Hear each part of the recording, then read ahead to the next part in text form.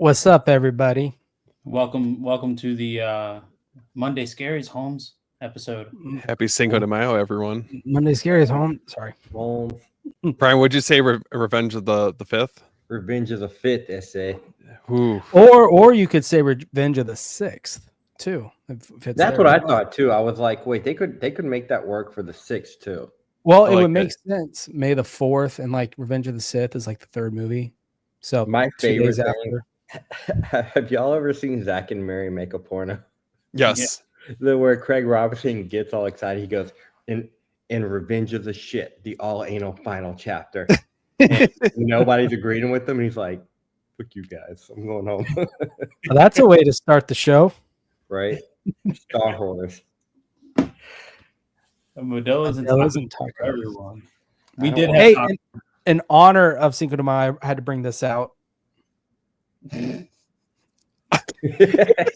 Just completely out of left field. I just wanted to bring this out, bring this to everyone's attention. We could talk about this franchise or the first one. Is that the only Spanish movie you have? You know what? Actually, think so. Wait, I feel like I have to have another one. I know I do. Oh, I do. I have 2 others. I have Thesis and Open Your Eyes. So see, I'm cultured. Okay. All right. The And only and movie you should be watching on Cinco de Mayo is Blood In, Blood Out. no, Nacho Libre. Only true. Libre. Blood in, blood out, dude. You just brought me back with that. Right? Well, Santa Sangre, Like a isn't that 3-hour movie. that's like an Italian Spanish movie or something like that? It's not the sangre. Yeah, that counts. It counts. Yeah. Isn't it technically an Italian movie though? I don't even know. No, I think it's a Spanish movie. Is it a Spanish movie?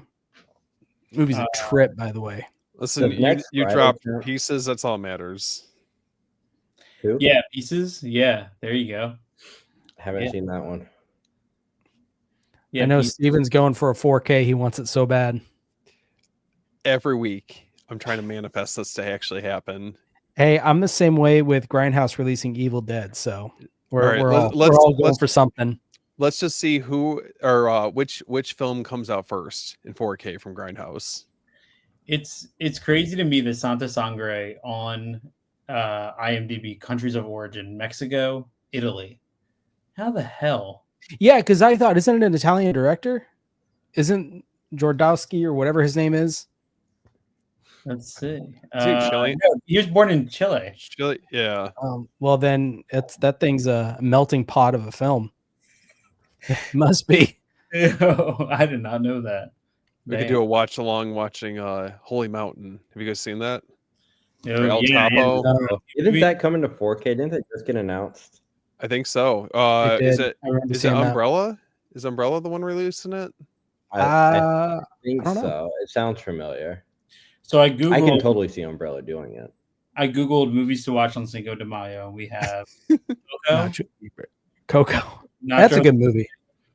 Selena, Frida, The Mask of Zorro, Amelia Perez. Amelia Perez.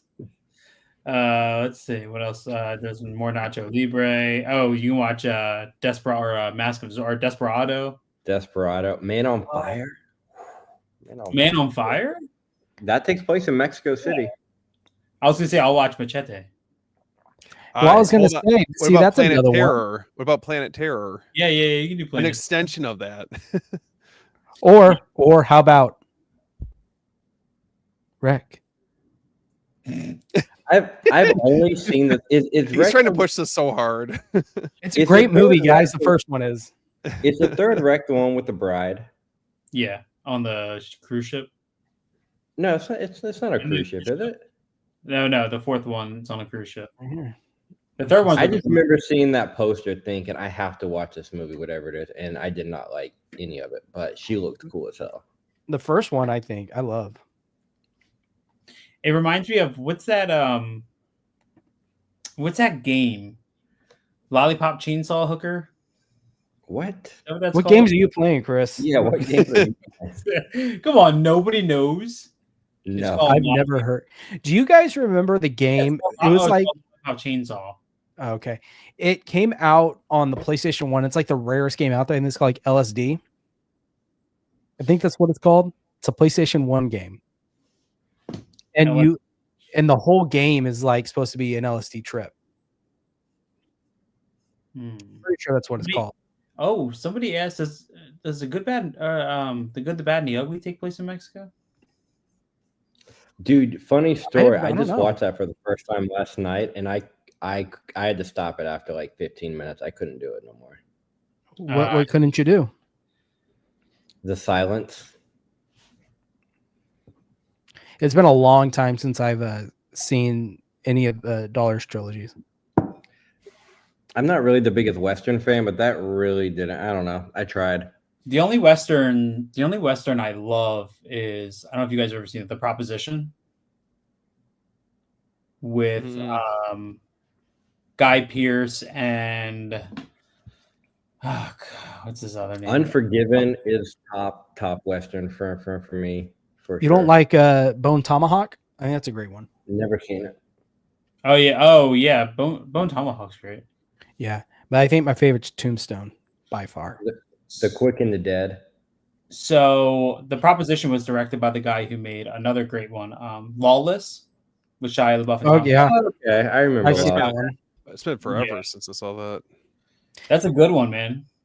Somehow Tom Hardy gets away with just playing the same character over and over and over again. And I'm not even upset about it. What's your favorite Tom Hardy movie? Oh, The Bike Riders. Oh, dude, that was so good. Are we talking? Okay, favorite Tom Hardy movie or Tom Hardy role? Oh, let's start with movie. Then I want to hear role. I swear to God, if you mention Venom, The best role ever. I like him sitting in the lobster fish tank. It's the best scene. That's a hard one, actually. Trying to think of Tom. Like he's been in so much stuff. Yeah, The I Bike Riders. think one of my favorite characters, and I love the story, the family storyline between him. Well, the Warriors or Warrior. Oh, Warrior. Yeah. Warrior. Yeah, Nick Nolte, dude. That scene where he just, when they're sitting in the hotel room, and he just rips into Nick Nolte's character. Shot in partly in Atlantic City. Yeah, such a good movie. Yeah, that's a good one. Like you said, The Bike Riders affair. I do love Lawless. I thought he had a great role in Peaky Blinders as well. Mm-hmm. Honestly, Bronson was a great role.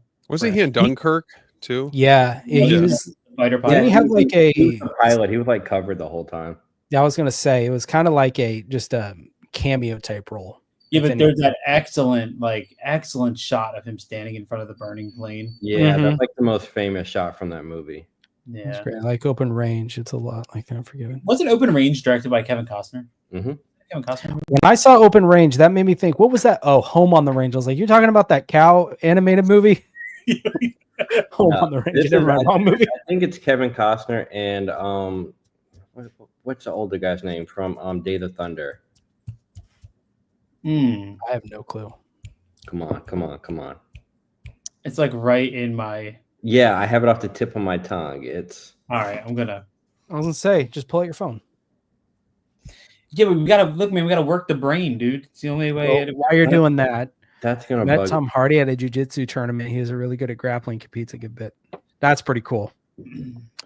What about Robert Fury Road? That's his name.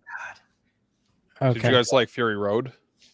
I was gonna say Fury Road is probably my favorite Tom Hardy movie and my favorite Tom Hardy role. I just find it fun because he's the only role he's normal in.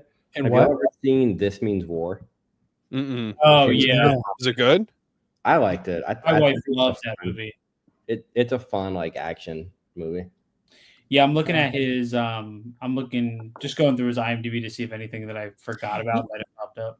He's in a new movie coming out. I think it's a Netflix movie, if I'm not mistaken, and it's like a. Which one? Havoc. Is that where it's kind of like a John Wick type movie? It's the director of The Raid. Right. I've heard Raid. That's what it is, dude. I want to see that. Is that out yet? One friend who swears by it, and everyone else I've ever talked to says it's garbage. I have not seen it yet, but he was really good in Legend, where he played the Cray twins. I saw that once. Yeah, that was a good. Did one. you see the movie where he played? What's the guy's name? Scarface is his character. Oh, Capone. Capone. Yeah, himself the whole time. it was. Hit himself the whole time. I don't know. That movie didn't really. That was a keep me like that. long-winded movie. I'll say that. Yeah. From Was it one of the same director of Fantastic Four Stick. That was his comeback movie. Chronicle. Chronicle. Yeah, Chronicle. Yeah, he was in. I forget he was in the he was in the Revenant. Have y'all ever seen Rock and Roller? Yeah, I have. No. Guy Ritchie movie. He plays Handsome Bob. He plays a gay character trying to hook up with Gerard Butler the whole time. Speaking of Guy Ritchie, I just watched the Ungentlemanly Warfare movie. That one's surprisingly good. I enjoy that one. Did y'all hear he's attached to direct the sequel to Roadhouse? Like the sequel to the sequel.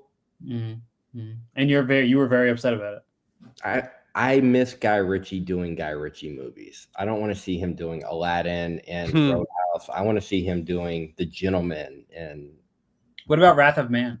Wrath of Man was good. I'll be honest. When I first saw Wrath of Man, when I saw the trailer, I thought the trailer looked like SWAT 2 straight to DVD. I was like, what is this?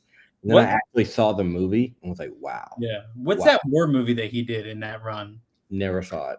That was me and Brian were talking about it, and it's the one. Isn't that the one where with Jake Gyllenhaal? Gyllenhaal, yeah. I've never seen it. Me and Jordan he goes back to rescue his translator or something like that. That was a good movie. Yeah, Guy Ritchie's got such a scattered. I mean, I want him to do a third Sherlock Holmes. They're doing a third Sherlock Holmes, but not with him.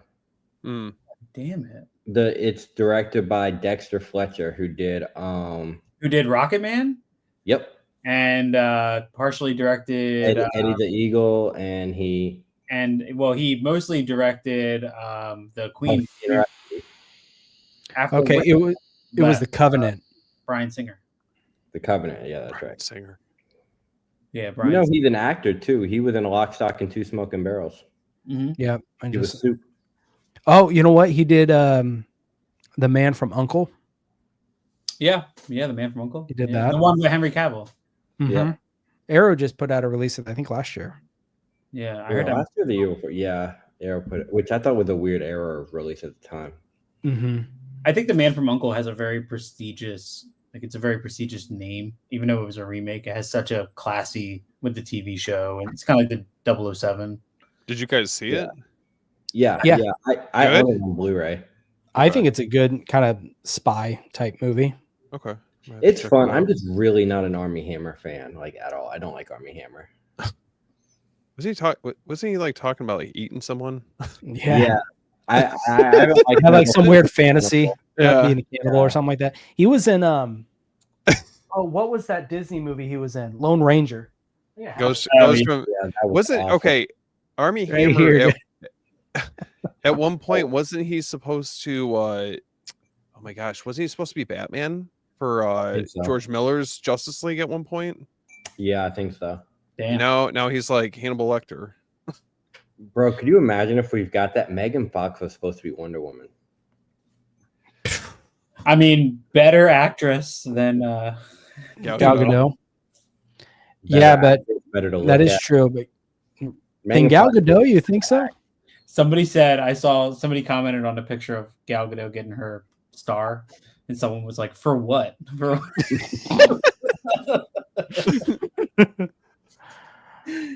Bro, honestly, she was the worst part of that movie. Lone Ranger. I liked Johnny Depp's character. He was pretty good in that movie. That movie was so bad. To be It something- wasn't the best, but it was a fun movie. I mean, what happened to Gore Verbinski, man? He I feel like there are some directors who are meant to do one thing and then they can't, like, his thing was Pirates. He did the first three Pirates and it was like, Did he He's do a never cure been for able to- wetness? He did a Cure for Wellness, which is yeah, but that wasn't very good. yeah, that movie's fantastic. No, it's not. It gets I a don't know, little it doesn't touch the Pirates though. it gets a little crazy in the third act, but He did The Ring too, didn't he? Or He did. Yeah. The Ring. Oh, that's right. I didn't think about that. yeah, he did The Ring. He, It's he- funny he- because like every he time I think, also did, speaking of Cinco de Mayo, he did The Mexican with Brad Pitt, right? with Brad Pitt and Julia Roberts. I always forget that Ring remake had a very prestigious crew behind it. Gore Verbinski and then Hans Zimmer. Oh, you know what else he did is Rango. He did do Ringo, yeah. Yeah. Wait, the animated Johnny Depp Yep. Yeah. Rango movie? Do you guys think The Ring aged well? Speaking of I've which, been wanting to revisit it, to be honest, so I don't know. The Ring. I just watched it the other day. It wasn't. It was good. I still enjoyed it. okay. Do any of y'all have the Steelbook that's like the VHS? No, I For have The the Ring? Scream Factory box set. That's the only one I have. I want to get. I want to get that 4K because I really like the Steelbook VHS thing that they did. Get the Steelbook, like the nice chunky box they came out with. The one with all 3 movies? No, there's a so it's like the Steelbook, but like the UK does their collector's editions with the Steelbook in it. Oh, I didn't know that. Wait, did you guys notice that on Orbit, the Nightmare on Elm Street Steelbook is on clearance? It's $35, the ultimate set. Shut up. I'll go order it right now if that's the case. Yeah, it's Hold on. Under clearance. Hold on, Chris. You remember how we were talking about Jordan, that's $35 you could be saving for something else. No, you know what got a huge price jump, which is ridiculous, but the second one, Jurassic Park, the Steelbooks, the new one, is $94 on Amazon right now. Wow. Where to God. But the Jurassic World is still $64. But only the first 3 jumped up $30. Didn't they announce that it's like a brand new? Didn't they fix all the issues with the previous ones? I didn't know there was any issues, but this new one has Dolby Vision where the other one doesn't have Dolby Vision. And apparently it has Dolby Atmos. But it's $94 freaking dollars on Amazon right now. Paul posted about it. Wait, when you said the Nightmare on Elm Street, you're talking about the I'm talking about the one you already have. That's why I was you already have. I don't know why I thought I was thinking of like the 7-movie Steelbook. I'm like, dude, I would buy that right now.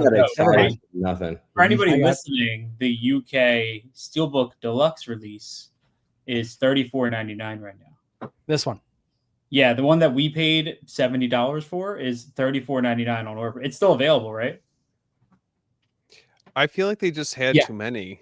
Like they overproduced it. It has to be. That's my biggest fear with did any of y'all order the Lethal Weapon box? No. I did, and my biggest fear is crap. If next year they release all 4 in like one, like they're doing Nightmare, I'm gonna be pissed. Well, they had the standard release too for it, right? For Lethal Weapon. I might just grab that. I pre-ordered the big box from the UK. I thought about getting it because it has the director's cut, which my Blu-ray only has the theatrical cut. I didn't order it, but I do. I got it coming in. That's when June, right? You got a review of it, huh? I think it's June. Okay, that seems like a good summer movie, right? Is there a big difference between the director's cut of it? Oh, it's I think I've only seen the regular cut of the movie. 8 minutes, it's an 8-minute difference. Maybe we get a longer intro with the naked chick before she jumps off the roof. It just loops her on the. I'm actually thinking about getting because I do like that movie. I'm thinking about getting the Alexander 4K from Shout Factory. That looks good. I bet it's gonna look amazing on 4K. Like I really bet it's gonna look amazing on 4K. I just don't. I got to rewatch it. I got it on DVD, but I have it on Blu-ray. I just pre-ordered Abigail. I went with the Scream Factory. I know Brian, you got the I got the Turbine one, but I only got that because I didn't know Shout. I probably would have done the Shout because isn't that Turbine one like $30? Flimsy as shit. Yeah, but like you said, it was only $40 to $30 or $40 to ship, which is not bad. I remember it was super cheap. Mm-hmm. Yeah, it was $43 total after shipping, so it's basically the same price. But this side slip, which I like, is like flimsy-ish crap. That reminds me of the 101 films, like the Black Label side slips. But I will say the artwork on the back is fire. Doesn't it? Yeah, that's great. Yeah, and it doesn't have the banner on it, which I'm totally cool with. So I'm happy with this edition, but I will be doing a side-by-side soon. I don't think there's much of a difference. Jordan, the pictures I sent you were wrong, by the way. Yeah, is that why I was messing up? Because you kept asking me which is the 4K and the Blu-ray, and I was like, "This is 4K." Are you kidding me? Mm-hmm. So, but I almost deleted my YouTube channel after that. I've watched this like 4 times. I feel like this movie gets better every time I watch it. It's Is such anyone a good movie. picking up What Lies Beneath? Doesn't that come out? Oh yeah. Okay. Dude, funny Oh, yeah. story. I went to go pick that up today and forgot it was Monday. It comes 'Cause out tomorrow, right? It comes Yeah. out tomorrow, but I'm watching Q's new video or his Dude. haul video from like a day or so ago. And I see he has it in hand. I literally pause Q's video, look online. Oh, Movie Trading Company has it. Go to the store, and I'm like, "Hey, do y'all have it?" The guy goes, "Tomorrow, bro." I'm like, Monday. Hey, real quick, I want to talk about that. I just saw someone put this up. The big bundle. Which one? Yeah, are you talking about the one with the bobblehead? Look, Jordan's having trouble lifting it. Is he talking about the incredibly fantastic, worth every penny new 4K release of Rihanna? And that's what I've been telling everyone. This one right here. Oh, I'm telling you, it's. I'm about to watch it after I hop off on here. It's amazing. Looks phenomenal. If you need like reassurance, go watch Planet CHH's video. He was blown away. Oh, I was watching that earlier. I was telling you, like the reagent, like the way it in like the dark scenes in the morgue at the end, the way it contrasts, it looks amazing, and the special features too. When the morgue fills with smoke, yeah, it looks incredible. Mm-hmm. Especially when you see, I know Chase put up side by side photos, and the difference is ridiculous. Just in those photos taken from his phone on the TV. Yeah, no, I saw you see all the colors really pop. And you don't have to get the expensive one. You can just get. I got the 51 inch. So was the slipcover really $50? Oh. Wait, they were only charging like $15 less for just a slipcover one? Yeah, I didn't know that. I was so. I mean, I saw it and I knew I was going to get the hard box anyway. But is it so good? Does it make you want to buy a prosthetic head? Yeah, the head giving head. Let's see. Ignite Films. How much was the well, mine I think wasn't it like 80. Oh yeah, it was $49.95 for the standard edition. Oh dude, yeah. And then the collector's edition that we got was $80. Do you think another label's Dustin, you should have got that other one, man. Can I real quickly? Can I say that for this release coming from, I would say like less of a bigger company, and then Grindhouse knocking it out of the park with the Beyond. Both companies did a really nice job with these box sets. For the Beyond and Reanimator. Oh, dude, that's why I put in my video that came out today. But I mean, those two, I can see these two making it for releases of the year easily. For sure. I think now the bar is so high. So if you're a label that's never done anything like this, you have to go to that next level in order to keep up. You know what I mean? That's true. Are you just trying to say that if they ship a 4K and like a standard mailer, that's not going to cut it? Jordan will be really mad at him. I won't be mad if it doesn't show up damaged. I will say that. But like I said, I ordered a Silver Bullet, which I have right here. It's so good. From Amazon for the Scream Factory sale, and it showed up in a box. Oh, nice. You lucked out. And well, that's what I'm saying. I'm like, dude, you guys can do that. Come on, other companies, I won't say their name out loud, can do that. Darkroom Reviews asked about the Arrow edition. The Blu-ray for like the physical release of the Arrow 4K, or I mean the Arrow Blu-ray, was cool, especially because it was like super early Arrow, so it had like, flimsier box and stuff. The Blu-ray and the 4K visual experience is totally different. Like it's a whole different experience. It was the Blu-ray was super flat. There was barely. I mean, it looked kind of muted, like for the color. Yeah, it's very desaturated. The 4K just brings out, and I'm not even a 4K reviewer, and I'm saying this. It brought out so much depth to it, and the color range. It's incredibly impressive what they did. Very impressive. Man, I'm pulling up. I'm so excited to watch pictures on it. Yeah, and then if you here's what I don't get. There's so many 4K releases that are not approved by anybody involved with the film, right? And people don't ever question it. This one comes out and it's approved by Brian Usna, who outside of Stuart Gordon is the closest person you're going to find to this film alive today, and he approved it. So it's got to be accurate. You know what I mean? Hold on, I'm going to share my screen real quick. So I want to show you guys something. There you go. Pictures? So that's the 4K. Oh, whoops. No, That's you hit Jeff. the wrong arrow. Get out of here. Wrong arrow. There you go. Yeah, look at Yep. that. Look at that Blu-ray. Oh, Jesus. And then the 4K. Yeah. Look, go to That's like video. night and day. Look at the next one. Yeah, the next. Yeah. Oh, it's so good. That's Now, such mind a you, good these shot. pictures were taken on a phone, so but yeah, there you go. Crazy, dude. That picture just kind of like the second one really kind of dialed it in for me. I was like, wow, that's a pretty significant Yeah, it looks difference. great. I didn't have the Blu-ray, so I didn't really notice a big difference. I mean, obviously, because I didn't have anything to compare it to. But even the Blu-ray, the restoration of the integral cut looks great because I actually like the integral cut. People don't. It's a little longer. It includes like some of the TV scenes. the integral. Did they just have that on just the Blu-ray? It's on the second Blu-ray. You'll see it's on the Blu-ray that's behind the tray, like the top disc on the right. Okay. That's the integral cut. So what's the difference? Okay. Oh, I see. Okay. It's I want to say it's a bless you, Brian. I want to say it's a half hour longer. It's a little like slower. It's okay. So the regular cut's 86 minutes and the integral cut's 105 minutes. Got it. It's like 20 minutes longer. Dustin in the chat was mentioning What's up, Jeff? From Beyond. Did you guys which version did you guys get for it? Did you guys go with Vinegar Syndrome or 88? I went with the 88 because I wanted all the special packaging because I liked it better, and I think it has a higher, bigger disc. I have the Vinegar Syndrome. Same. I just was curious if there was like a big difference in the two.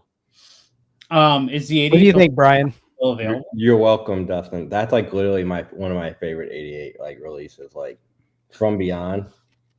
One of my favorite memories with Brian is his comparison pics that he sent me from Beyond. The ones I couldn't show on. I know what you're talking about. I got more, dude. I got more 88 in today, and then more tomorrow coming in. I got Night Train Murders coming in tomorrow. Oh, Brian, don't do this to me. I haven't got mine yet. Mine comes in tomorrow. It's supposed to come in today. I got Seed People in today, so I got to go. That artwork is so good, bro. It's so dope. It's got this like holographic thing to it. I was expecting it to be a slip cover, but it's like a side box. I like it. Damn. And everything. That's the only thing that I'm kind of I feel like it's obviously not going to be the same style with the full moon box set, but that's as a standalone release, that's very, very nice. Because this was it was funny. I was talking to Jordan earlier. I was like, the full moon Blu-ray of this is like $8 on Amazon right now. Yeah, it's always in like the when I go on Blu-ray.com under deals, it's always under lowest price. Yeah, but I think it's just a standard. Like 88 thrives in packaging. I feel like, and to give it like a kind of a not a chunky box, but like a mini chunky box. It's nice. It's nice. That's yeah, pretty cool. I see you. 88 Films. I see you. How long does it take for you to get shipments from them? Like ship time? I can tell you right now. Hang on. For who? From 88 Films. It takes about a week because it's got to ship. It usually stays in Chicago for like 3 or 4 days with customs, which sucks. Yeah. It usually takes about a week though. Chris, I wanted to show you this. I just got this in the other day. Oh, dude, that's sick. It's so good, isn't it? Like I said, I told you guys, this gives the Quartet of Torment a run for its money, definitely. At least in packaging. So what comes in that one? So you get the first 3. You get the Clive Barker Legacy. It's all right there. You get a really nice booklet. The book is the same, I found out. Oh, is it? Okay. But what I got this for was those the documentary. They have some cuts from the documentary that isn't in Quartet of Torment. That release, I remember when I got that was like the first time I'd ever really spent a ton of money on a release, and it wasn't even a ton. I think I spent like $125 at the time, and I got at the time I bought the Region B one, which was fine. But People were selling that for like $300, $400. I mean, you still go on eBay. There's some listed for like $300, $400. It's just amazing how something that at one point was so prized and everybody wanted it, but nobody could really afford it because of the secondary market, is now like $50 on Facebook Marketplace because nobody gives a shit. Well, because of the new one that came out, because Yeah. they added the fourth movie in 4K. Yeah. Dustin said he got the Severin of Night Train Murders, which is a great release. You know, I was contemplating A Blade in the Dark because I know Severin, but I know 88, but I'm leaning towards the Severance because from what I can, does it have more in the Severin release or is it pretty comparable? Yeah, that's what I was going to say. It's not Severin. I'm sorry, Vinegar Syndrome. Yeah. I don't know. I know I am thinking about ditching my Severin Blu-rays of Absurd and Anthropophagus to get the 88 films 4Ks. I'm supposed to get some, and I don't know when though, but I know I'm supposed to be getting those in to actually review, so I'm excited for those. Because I know Movie Room has them, so I want to. Dude, the 88 films one are so nice. Super crazy classic set of the UG screen. Listen, cool. I'm gonna finally make it public. I enjoy, after frequent rewatches, Scream 3 more than Scream 2. I'm not gonna argue that. Yeah, Scream 3 is really good. Scream 3 is a ton of fun, and I feel like bashing it is like the cool kids thing to do. Scream 2 is incredibly overrated, in my opinion. I think it's so funny. Scream 4, I think, is still one of my favorites. I do love. It goes 1, 4, 2, 3, 3. I got to rewatch them, but it goes 1. I think it's hilarious.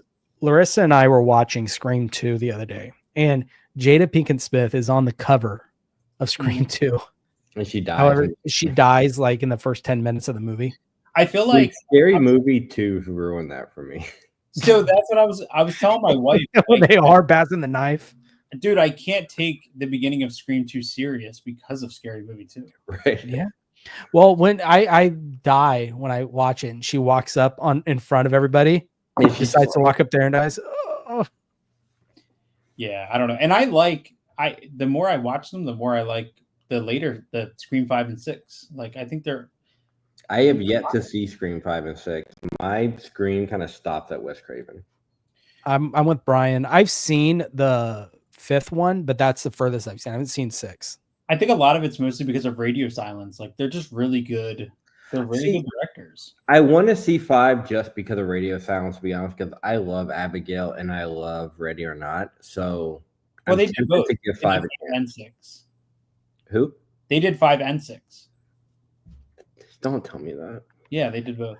Is anybody hitting up Blockbuster? I don't know. I might. I'm not interested. I'd rather spend my money on actual movies this time around. Honestly. I got my own box sets. I'd rather spend my money on Brian's box sets. There you go. I know Brian. I saw one that Brian's working on that I'm like dying for right now. Which one? You know, the Pirates. Oh yeah, this one. Yeah, you need to let me know when that comes out. Oh my gosh, dude. That's so nice. The side reminds me of like what Arrow does, like with the Critters box set. Oh, really? I don't know when I saw it. Yeah, with the title, like that's what it reminds me of. And I don't have Salazar's Revenge on here for you. Thank you. So Brian, are you doing a box like that for Jurassic Park? I am actually. It's gonna be this is a 5 movie box. It'll be a 3 movie. One. Actually, no, it'll be a 6 movie. I'm sorry, it'll be a 6 movie. Good. Okay. All right. Are you gonna be doing the Doors thing you were talking about? Oh, so the Doors one's for the VHS. Okay. Yeah, that's the one. That one's not ready yet. I got to get more materials just because I ran out of money and my printer ran out of ink. So I got to get more materials coming in, and then I'm about to just say screw it and launch it. I just need to start a website and launch it and just stop BSing. But I want to send. Honestly, I might send y'all like 1 or 2 to like let me know like how the material is, like how it feels. I was gonna say I'll buy one off you. I'll buy a Jurassic Park one off you right now. Yeah. I don't know that and Pirates. You got supporters here, man. Yep. Even there you go. Do you Jeff want will jump in on that one, or do you want like the Steelbook one for your new Steelbooks? For what? I'm not getting those, man. I'm actually willingly. like in order to, I will get your box set, but I have to take the first Jurassic Park out of the Universal Essentials box to put it in yours. That's the 4K I have. Oh, okay. I got a bigger box. Now your box will fit with the slips, right? Yeah. I had a test run earlier. I'll pull it up in a sec. I'm gonna have to rebuy all so- the Blu-rays for the Pirates because I only actually have a couple of them on DVD only. Bro, Believe it or not. Dustin in the chat, Brian, could you do a Toxic Avenger 4K set box? Ooh, that'd be cool. Yeah. That The goal with my whole box set is to basically make whatever you guys want. These are more made for order. They're not gonna be like I'm gonna order like a whole bunch of one thing and then sell out. They're kind of made to order. And my goal is to make it like a custom one to where you can just order something you want and I just design it. You may pay like an extra small like $5-10 fee for artwork and then or whatever. But How's that? We were talking one time the Mighty Ducks. dude, that one's so hard. I'm not gonna lie, that one's so hard. So I'm telling you, dude, came up those with this jerseys. awesome idea. I was telling him I'm making this a Mighty Ducks box, and he came up with this really good idea. And it's really hard to execute to get like high resolution things for it. So yeah, I know. If you did a Toxic Avenger box, you would have to leave room for the new one, which I'm incredibly excited for. Did you see the rating? I hope it's good. I really hope it's good. The marketing behind that movie has been Mhm. That rating cracked me up. mutant nudity, right? Was Yeah. one of Yeah. the marketing for that movie has been out of control, man. It's been so good. Did you guys Brian- see? Did you guys No. see the trailer for Together? That new one that dropped. Yeah, we just watched it before I got on. I didn't. I Um, haven't seen the new trailer. I saw a little teaser where it ended like with the eyes going together. Today they released like a full trailer. Okay, I'll have to watch it. It looks wild. Like I don't know. Yeah. I'm like getting more and more excited for that. Yeah. That one's Real quickly, because we were obviously in tradition for Cinco de Mayo. I got a couple recommendations, all by the same director, but I got not Wreck. good choice. Cemetery of Terror. I've got Don't Panic, Mm-hmm. Mm-hmm. and last but not least, Grave Robbers. Mm-hmm. nice. Are those slip covers? Yeah. Okay. Are they like Vinegar Syndrome style? They look really thick. Yeah, they did I think it was a re-release on these three. If it I was remember back Black correctly, Friday. Steve, is Edge of the Axe a Spanish film? I think you might be right.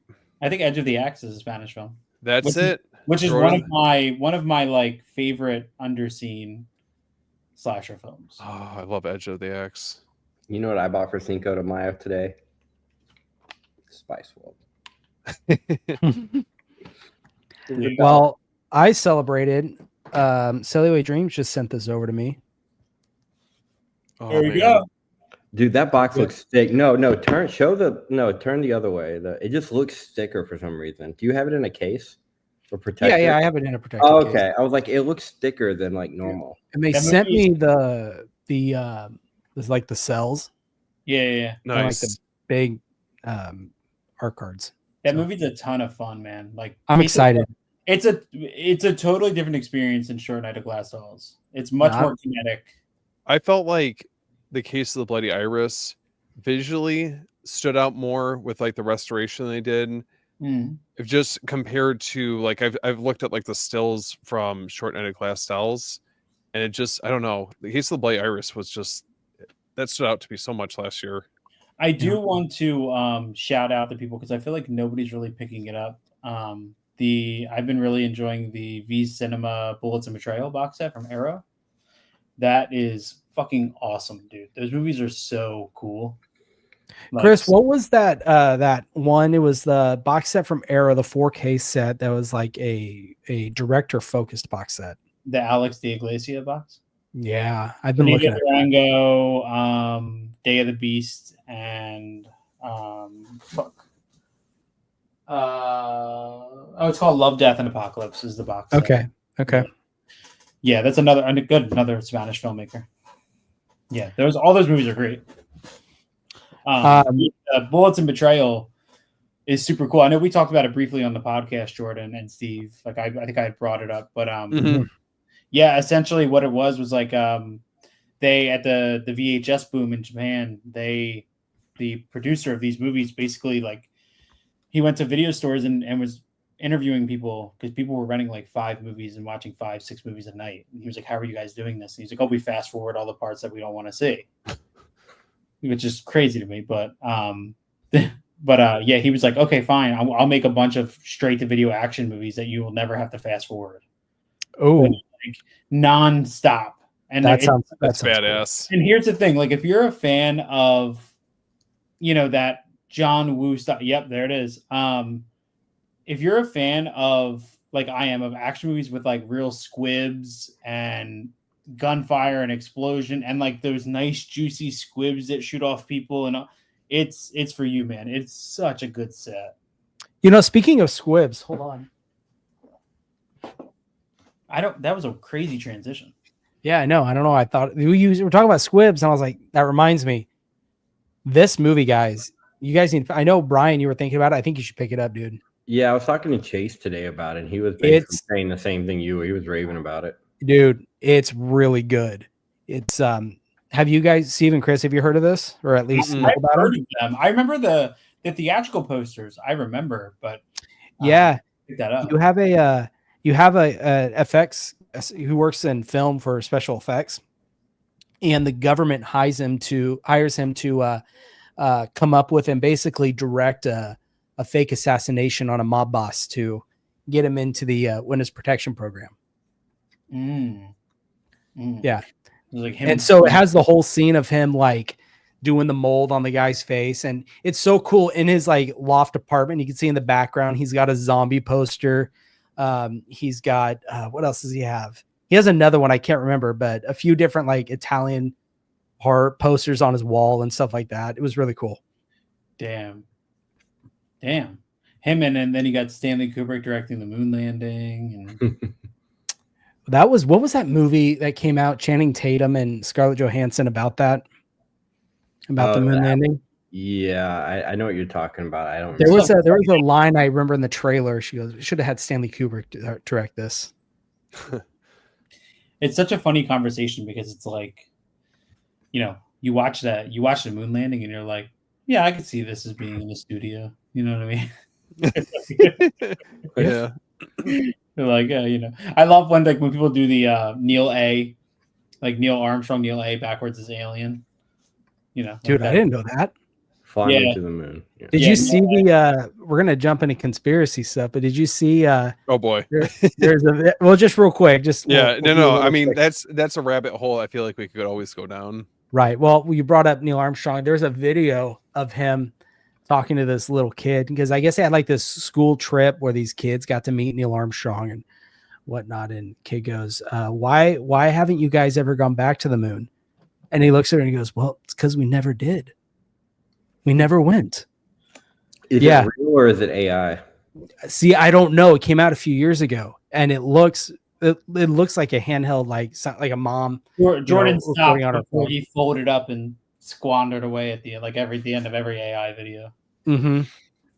Yep. But dude, it just made me think of that. It was pretty funny. Yeah, I don't know. I always think about that stuff's always so. It's like, I don't know. It's like a weird. I was thinking about it a couple days ago. I was like, oh my God. Oh, Joe Rogan. No, this would be the Joe Rogan experience if randomly Brian just went, you ever taken DMT before? Yeah. Start passing around the Mad Honey and stuff like that. I love the edits that people make of the Joe Rogan show where they just put everything out of context, yet it flows so well. Yeah. Have you seen the guy, and he does like drawings and makes it into like a little cartoon? Yeah, I've seen those, yeah. Yeah, that's great. Yeah. Yeah, I mean, I don't know. I have a little cart together on Movie Room now. I have FX 1 and 2 on there. That's set. I have what else was I just got my House of the Devil today. Ooh. Sweet. Which version did you get? The second sight one. Second sight. That might be the one I get. It's good, guys. You'll like it. Yeah, mainly because it's in stock and you can buy it. Because it's in stock. I'm serious. I really like the gray case, like the actual Blu-ray case is like a gray. Yeah, the artwork is so much better than what Umbrella did, in my opinion. That teal kind of blue, I don't. Oh, take it easy. Can we Hey, Jordan, talk about Bull real quick? Can we talk about my experience with that movie? How fucking awesome that movie was? I mean, yeah, go ahead. I'll agree with you. It's an amazing movie. Dude, Bull was great. I had no idea. You pushed me to buy it. Wait, first of all, that FX 1 and 2 is only $31. Yep, you get 2 movies. It's great, dude. It's just a good, like action movie. He uses all his like knowledge of special effects to run away from the government. How much is that with my 10% movie room or bearded film guy discount? Oh, they just say it's 10%, right? So it's just a tax. Well, it'd be a tariff. Then you'll have 10% tariff fee, so you'll end up paying right back. Never mind. I'm gone. Hey, unless is it in stock still? Because he did have some that were in stock that the tariffs wouldn't apply. Oh, here we go. Hold on, I'll tell you right now. Oh yeah, it doesn't say there's a tariff fee on them. Where would it be? New releases or? Yeah, it's under new releases. It's on the first page. I'm scrolling down. You would pay $28.79 for it. Wait, I don't see it. It's on the first page. No, I'm sorry, it's the second page. Speaking of tariff free, I picked up oh yeah. Oh man, where'd you get that? You know. You know. Oh, you know. I've got some stuff coming too. And then wait, what's the secret? I swore by it that I wouldn't pick this up. I swore by it because I was like, I already have it. Why do I need it in another format? And my degenerate ass ended up picking this up too. Who cares? I'm like, fuck. Bad influences, man. Yeah, dude. I got Lake Mungo, the second site release for $75. So I'll be honest with you guys. The power of the internet. Skip over that one. All right. Well, there's a lot of stuff because I'm scrolling Movie Room right now, and there's a lot of stuff that I want, but honestly, I haven't lately been into buying standard editions of things. Like, I look at things and I'm like, yeah, that's a cool movie, and I want that, but it's giving me nothing else. You know what I mean? You've got a what, for example? So like that champagne taste is what he's got. I know he's like box set or nothing. Well, the thing is, booklet or nothing. What are you talking about? Oh yeah. If I'm gonna pay, $40 for a standard release. What up, Mark? Like I want something like, for example, like I want this release of Cure. This is great, like $30 slipcover, 4K booklet. Mm-hmm. Right, that's great to me. I'm fine with that. But like I'm scrolling and oh fuck, I need this Ginger Snaps trilogy. I don't know, just like normal average releases haven't been getting me. Like I look and I go, I would like that, and then I don't buy them. Like Time Cop. Oh, dude. Yeah, I was gonna buy Time Cop. I need to rewatch it, but before I buy it, it's good. It's been so long since I've seen it that I feel like if I'm not in a rush to buy it, but I may watch it tonight to see if I pick it up tomorrow with This one's for you, Brian. There's another label that's putting it out. Let's be honest. Mia Sarah Naked is the only reason you buy that. You know that, right? There's another label putting it out. I just saw it today. See, in this day and age, that's kind of my point. There's always another label. Yeah, especially when you go Region B and all that stuff. Yeah, see? Like, who is it?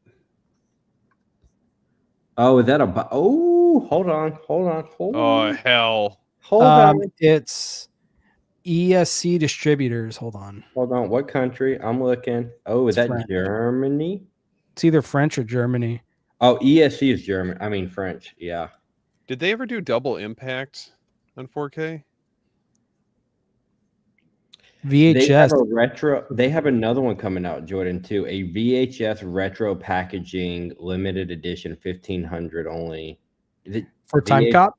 Yep, it's coming. That's what I'm looking at. It's coming out in 4 months. Yeah. No, the one you're looking at. Wait, Where's the No. picture? Wait, I'm trying to find.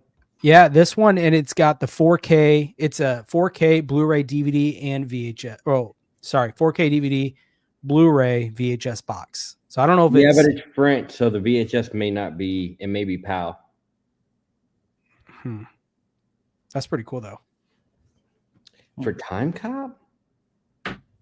Wow, I'm kind of impressed, actually. And you see, of course, such a good movie. Bro, Time Cop's got a German media book coming out too. Dude, Movie Room still has Shoestring Slashers Volume 1 up. You guys need to grab that. I can't They got wait. the. I just saw they had the Rumpelstiltskin VHS still available. Those movies are so bad, dude. And like all three of those movies they put in that box set are not great. Yeah, but they make you want it. At least for me. It does make me want it, but like I know I'll never. I just sold my, which is kind of like I think what I'm going to do. I just sold 5 big box sets out of my collection, and when I sold them, people were like, "Why are you selling this?" And I was like, "Because I watched the movies and I enjoyed them, but like there's no drive for me to go back to them." And I made over $200. I went into a PayPal account that I'm just using to invest back into physical media. Smart.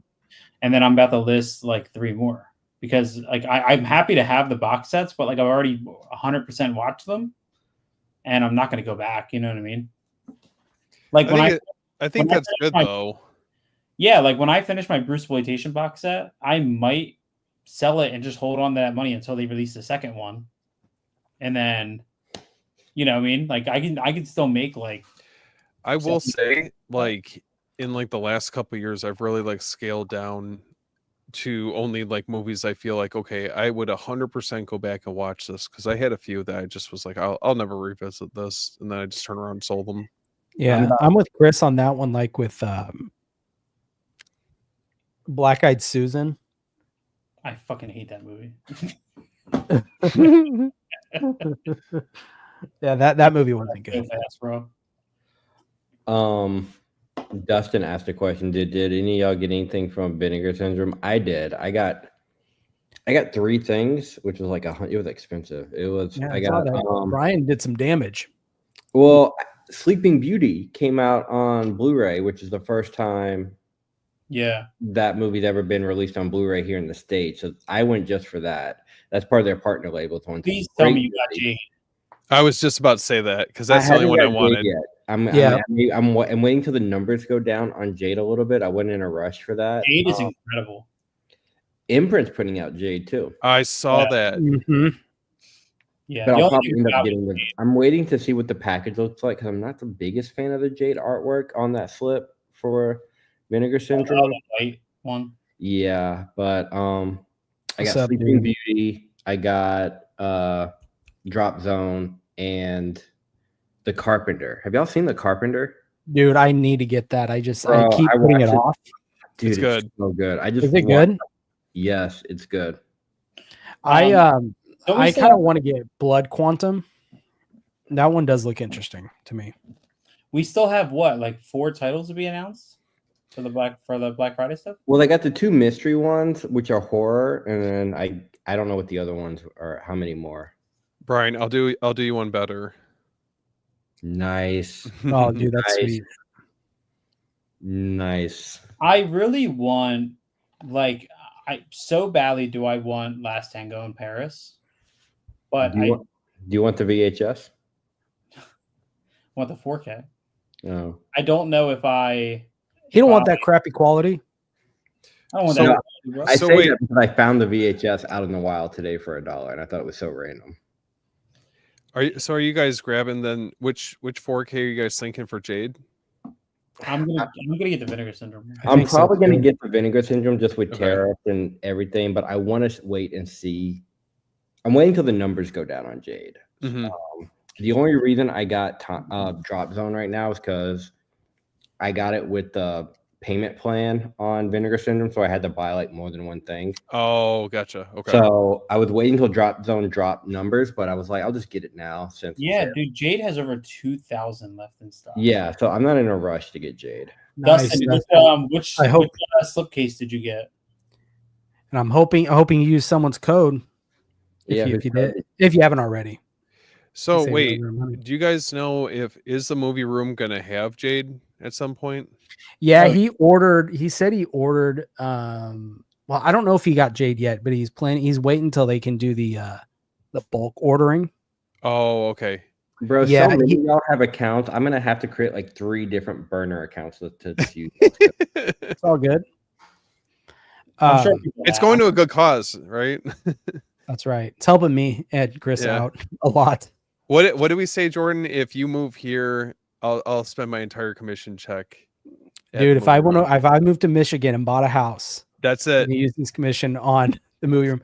You know guys what's all funny? heard it here first. You know what's funny is after we talked about that, there was an ad. Larissa was watching something on Peacock, and there's an ad Mhm. for the state of Michigan. Like, come visit Michigan. It was this whole like, Come on. ad for visiting Michigan. I think it was Detroit's hilarious. on the come up, baby. Let's go. I will Trying to say, get those auto manufacturers back, huh? Yep. I will say, since I've partnered with the movie room,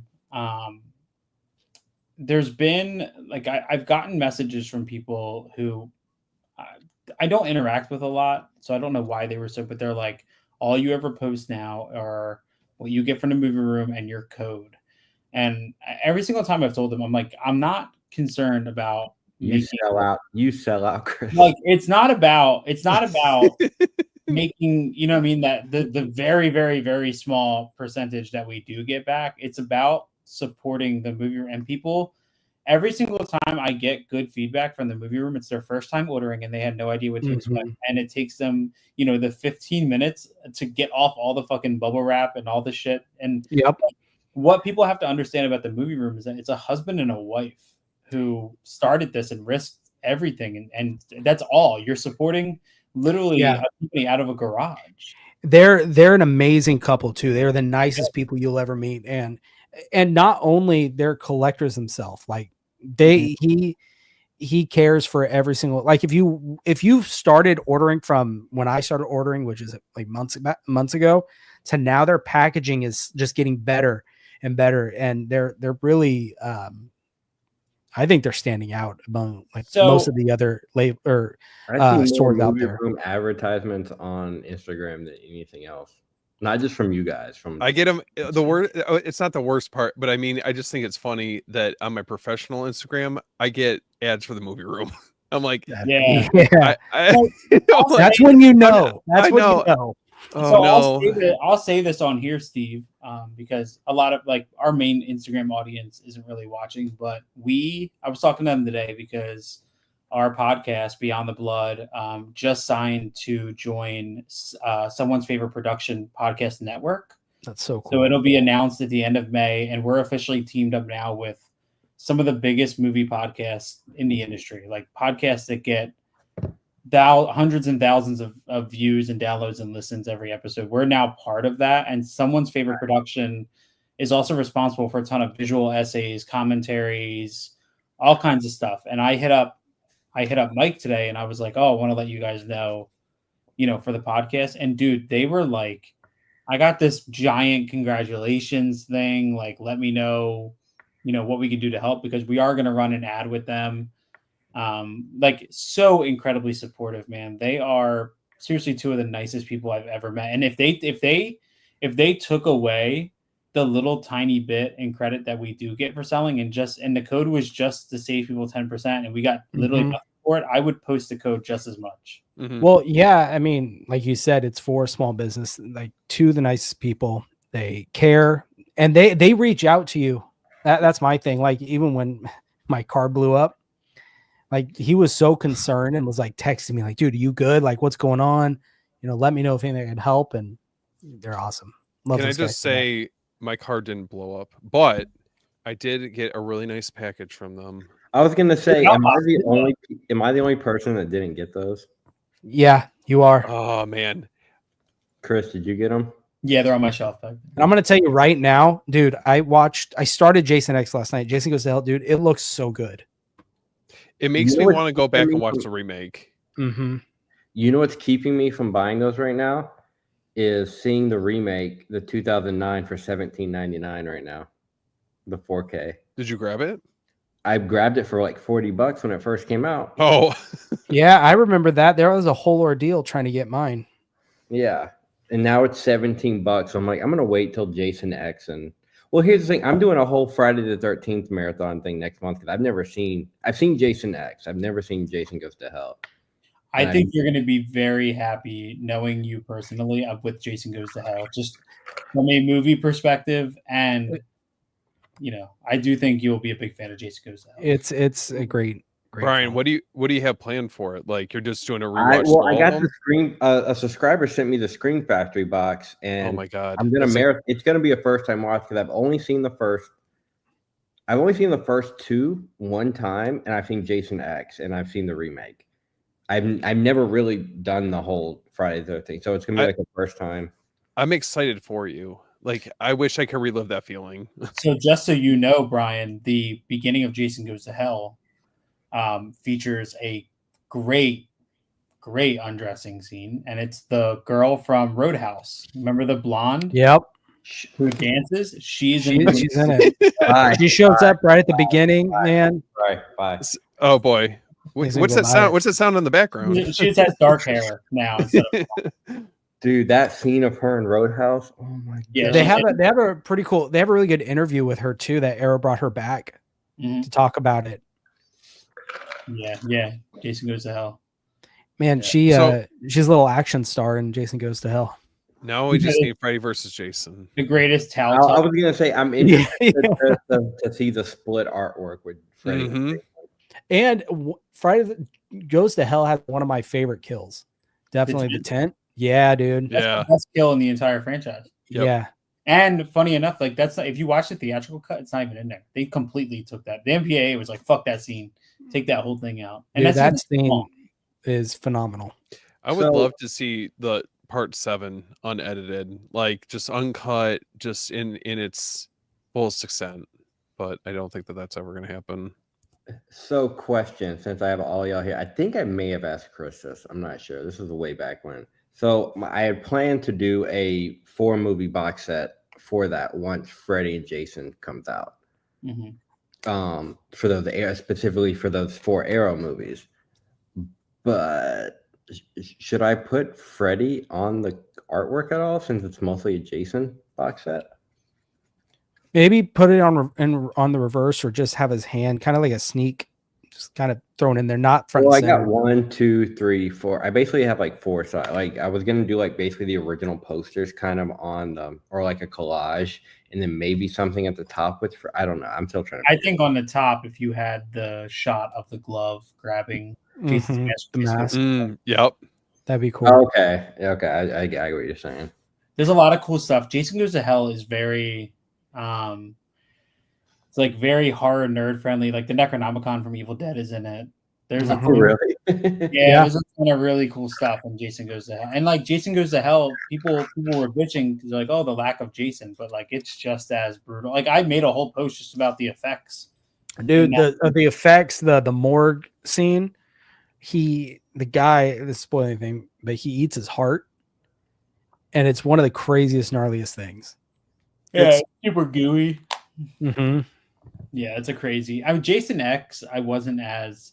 I honestly, I could have waited on the Jason X one. Like it looks, I was like, yeah, it looks good. Like, but Jason X just never. It's fun, you know what I mean. I always have fun with it, but like I was on my phone half the time I had it on. It did look good. That opening shot right at the beginning when he's in that room chained up, it looks really good. Yeah, and then Cronenberg rolls in. I was just about to say that. Mm-hmm. Yep. Yeah, but I could have waited. It was just such a great price. Like I think I got both of those for like $31.99 each. It wasn't David Cronenberg, he was in Nightbreed, mm-hmm. Jason X. I mean, it doesn't get much better than that. Yeah, Cronenberg. Anybody seen The Shrouds yet? Mm-mm. We're seeing, my wife and I are seeing Clown in the Cornfield on Thursday night. Okay. Oh, you know what? Also, sorry, Tony Todd's in Jason X. Right? Pretty sure he is. Isn't Tony Todd in it? Where is he?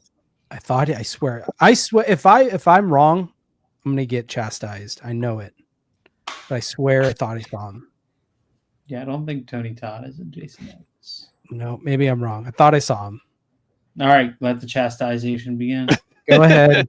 Go ahead. Come to find out, it's Tony Danza. Big mix Yeah. Forget I said anything. Tony Montana up in Yeah. space. Are you thinking of Final Destination? Maybe We've that's been what I'm talking a thinking lot of. about that, I feel like, lately. Maybe. Yeah, Look, like, I've had one hell of a few days. Okay, leave me alone. William in the chat talk about Jason X. I don't have any hate for that movie whatsoever. I think it's a lot of fun. I think it's the best of the Hellraiser Leprechaun, like the goes to space part of horror.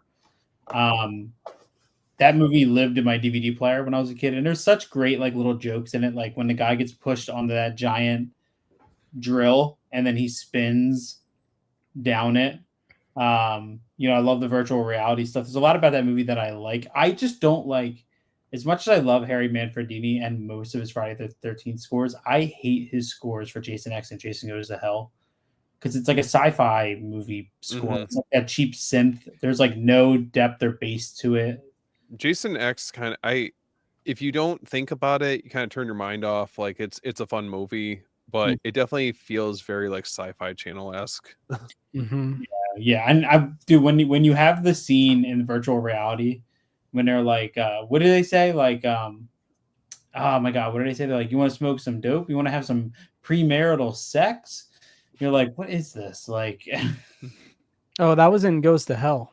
Well, no, they do it in Jason X when he's in virtual reality with the two girls and they try to trick him. And then in Jason Goes to Hell, the scene where he's like, what are you guys going to go do? You're going to go smoke some dope? Yep. And have some premarital sex? By the way, the reviews for Final Destination Bloodlines are fucking fantastic. I can't. Are they really? Yeah. What y'all think of the trailer for I Know What You Did Last Summer? Looks solid. Yeah. I mean, I could take it or leave it. It looks like Scream 7.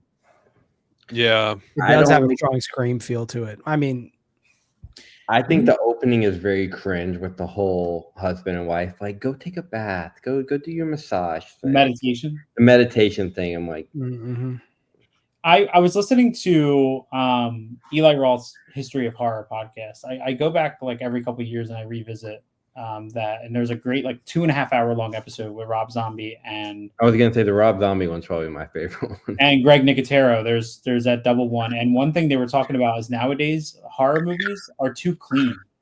And that's the first thing I thought about. I Know What You Did Last Summer. It's too sleek. It's too shiny. There's no. It looks too commercial. Like it literally looks like a meditation commercial. It doesn't look like. No, yeah. It looks like an Audible commercial. It looks like it's just too. There's no personality to it. Even when Freddie Prinze Jr. shows back up, that's the moment in the trailer where he walks in and he says something. I don't know. I was just not really too. It does look like it's going to deliver the violence, but. And I'm sorry, Jennifer Love Hewitt looks kind of rough. Yeah, well, I saw her. She's in 911. That show. She's in that. I thought she was great. Sorry, I was reading this comment. I can see Final Destination 3 looking a little rough on 4K. I love Final Destination 3. It's one of my favorites. Yeah, I really like the third one. Such a fun one. There's an interesting look to Final Destination 3 that I kind of pick up on what he's talking about, and I don't know what it is. It has a different. Wasn't it like, I feel like if I remember correctly, the first three were like the ones that kind of had a very specific like darker look to them, and then wasn't everything else after that? It's kind of where like the tonal change was a little bit, or like the visual look and tonal change. Final Destination 2 was very bright. Like that movie was very, very, very bright. Final Destination 3 got dark again, like very contrasty. Because Final Destination 3 is directed by the guy who directed the first Final Destination. I did not know that. And the second one is somebody else. Was directed by I forget his name. And then Final Destination 4. What's up, Mike? What's up, man? Final Destination what's going on? 4 is terrible. Final Destination 5 has one of the best endings ever. And Final Destination 5 is good, but the way that they wrap the story around is perfection. Absolute perfection. Final Destination 2 was David R. Ellis. Yeah, and the first one. Final Destination 1 and 3 were Glenn Wong. Is that his name? Glenn Wong, I think. I forget, but I'm gonna find out now. Yeah, I think those movies will come eventually. Oh, James Wong, that's what it is.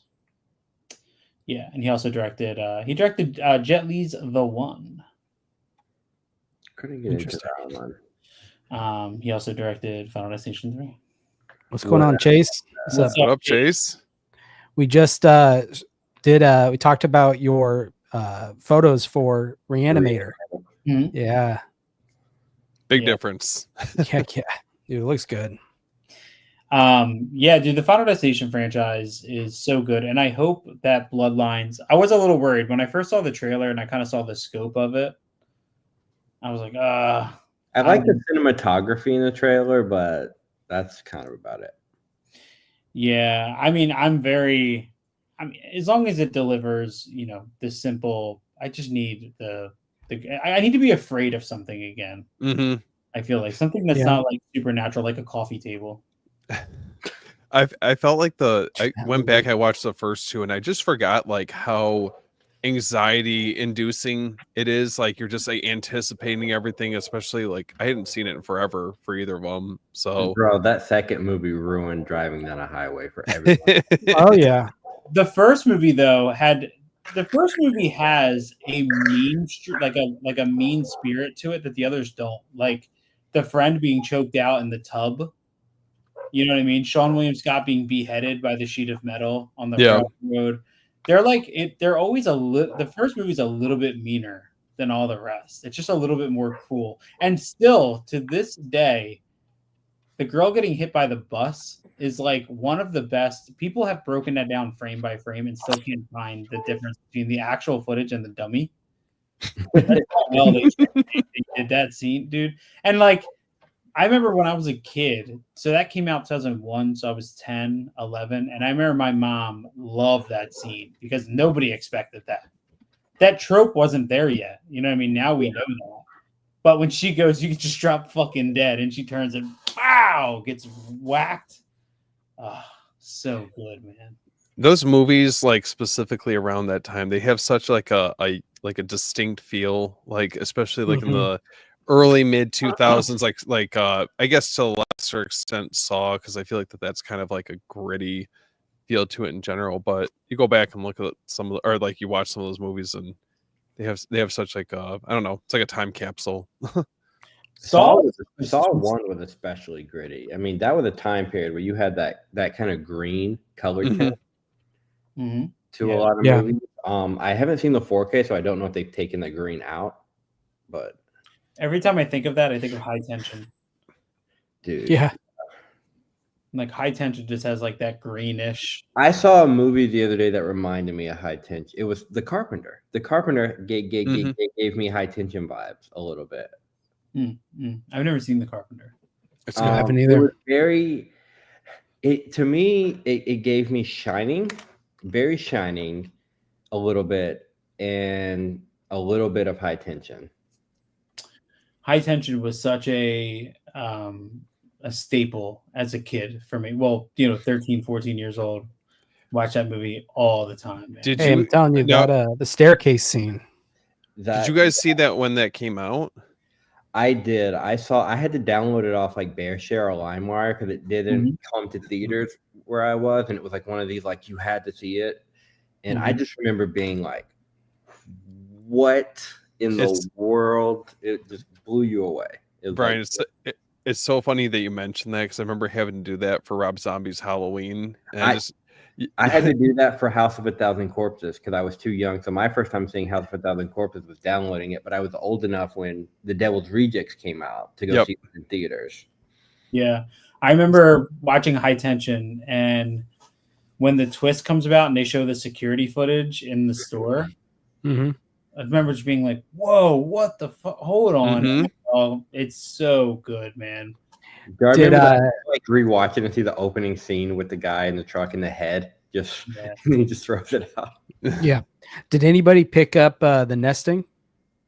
I didn't. No, but I was talking to Chase earlier about that, and he was raving about it. So I gotta check the trailer need out. to watch it, but What else have you picked up, Jordan? Murder Rock. You're right. Did you get to watch it yet or no? No, dude, I haven't had a chance yet.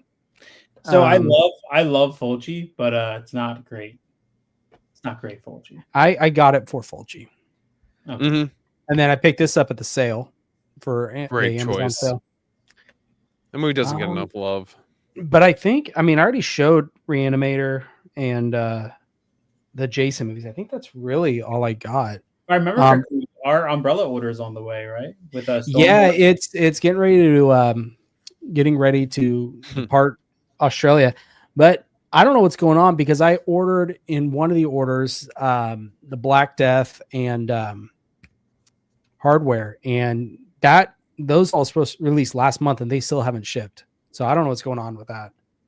Look, I love Umbrella as a company, but am I pissed off that I spent all that money on Terrifier, the Terrifier Art Attack, for it to just go 80% off or whatever it was? Yeah. Well, I know. one thing about Umbrella, I feel you, bro. Yeah. I feel you. it's their communication. I can't. They drive me nuts. Part of me feel I was who was I talking to? Was I talking to Jordan or Chase about this? I was like, have y'all noticed all of a sudden all these YouTubers are just getting it for free, promoting it all at the same time? And I'm like, Yep. me and Jordan make videos. And about boom, the sale like, right there. I was like 4 months ago or something. Mhm. I got mine with the VHS, so I'm not really complaining about it, but because that's gone. But I also got it right before I knew Walmart was going to put the VHS out. Wait, Brian, did you watch it the VHS for that release through Umbrella? Mm-hmm. On my video, I do a side by side through both VHSs too. Okay, I'll have to check that out because because the Umbrella VHS is widescreen, where the Walmart one is full screen. Okay, because one of my buddies was saying that he didn't really care for the Umbrella one. The Umbrella one has a much crappier look to it. It looks older, which I guess is aesthetically whatever. And the Walmart one from Witter Entertainment is 4:3, and it just looks sharper and just more pleasant to watch. So I much prefer the Walmart one, but I love the artwork on the Umbrella one. Jeff mentioned the Terrifier 1 VHS. When is that supposed to ship? I think they said June. They okay. It was like a pre-order for like later, so it hasn't shipped yet, but I think it's June it's supposed to ship.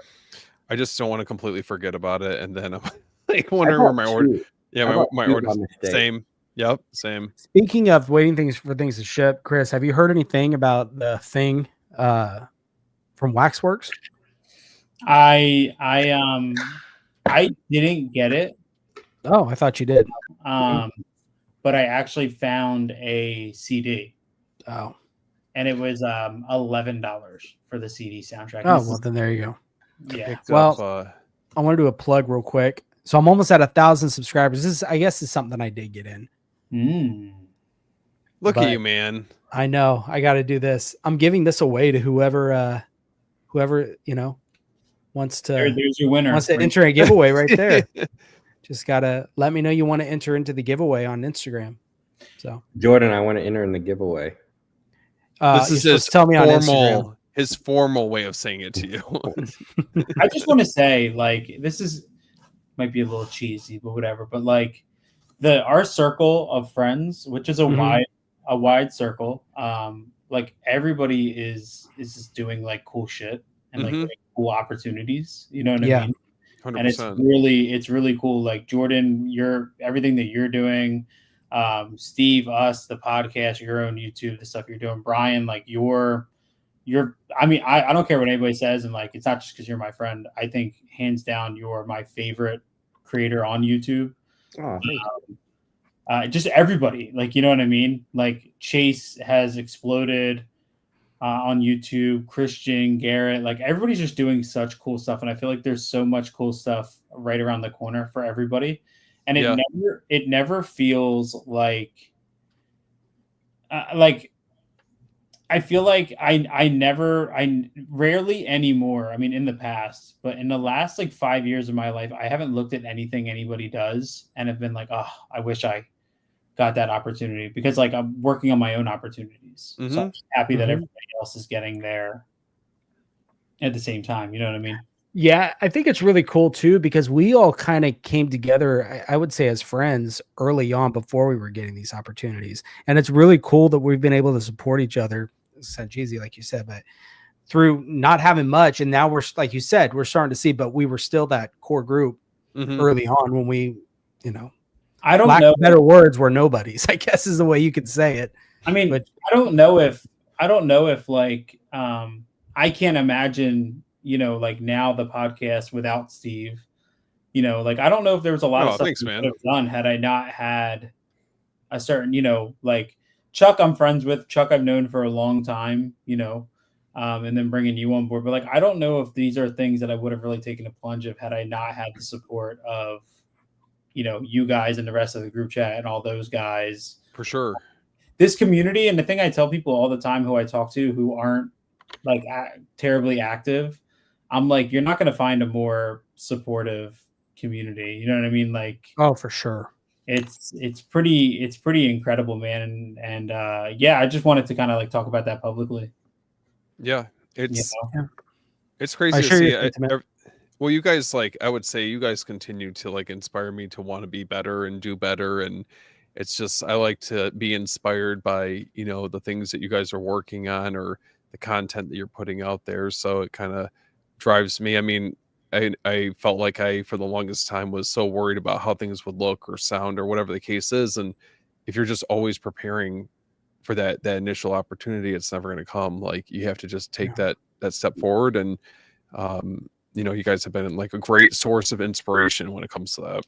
Heck yeah. Well, I think it's, you know, it wasn't for you two. I mean, obviously my Italian horror love, but you know, I think we corrupted you dude, with Chris pushing me to really talk more about the film and the love of film rather than look at this packaging, isn't this cool? Yep. And that's the one thing that I even notice now that I like, if you watch my reviews, I really try and break them down as much as possible. I'm not as eloquent as some of you guys, but I try. But I'll see that sometimes with the reviewers and I'm thinking, you know, it's kind of shallow. And I don't mean that to sound mean, but it's very surface level stuff. And I'm thinking, you know, there's a lot more to this than what you're really showing people. Enjoy the film. I mean? That's exactly. You know, that at its core is why we should all be into this. You know what I mean? Yeah. Like the love of film and being able to open up that discourse, you know, the packaging and, you know, the features that come with it are obviously it's just as important, but you know, at its core, I think that the movie itself is the most important aspect. Like if you love it from 4K, you should love it for VHS. It's basically kind of what it is. You should still love it regardless of format.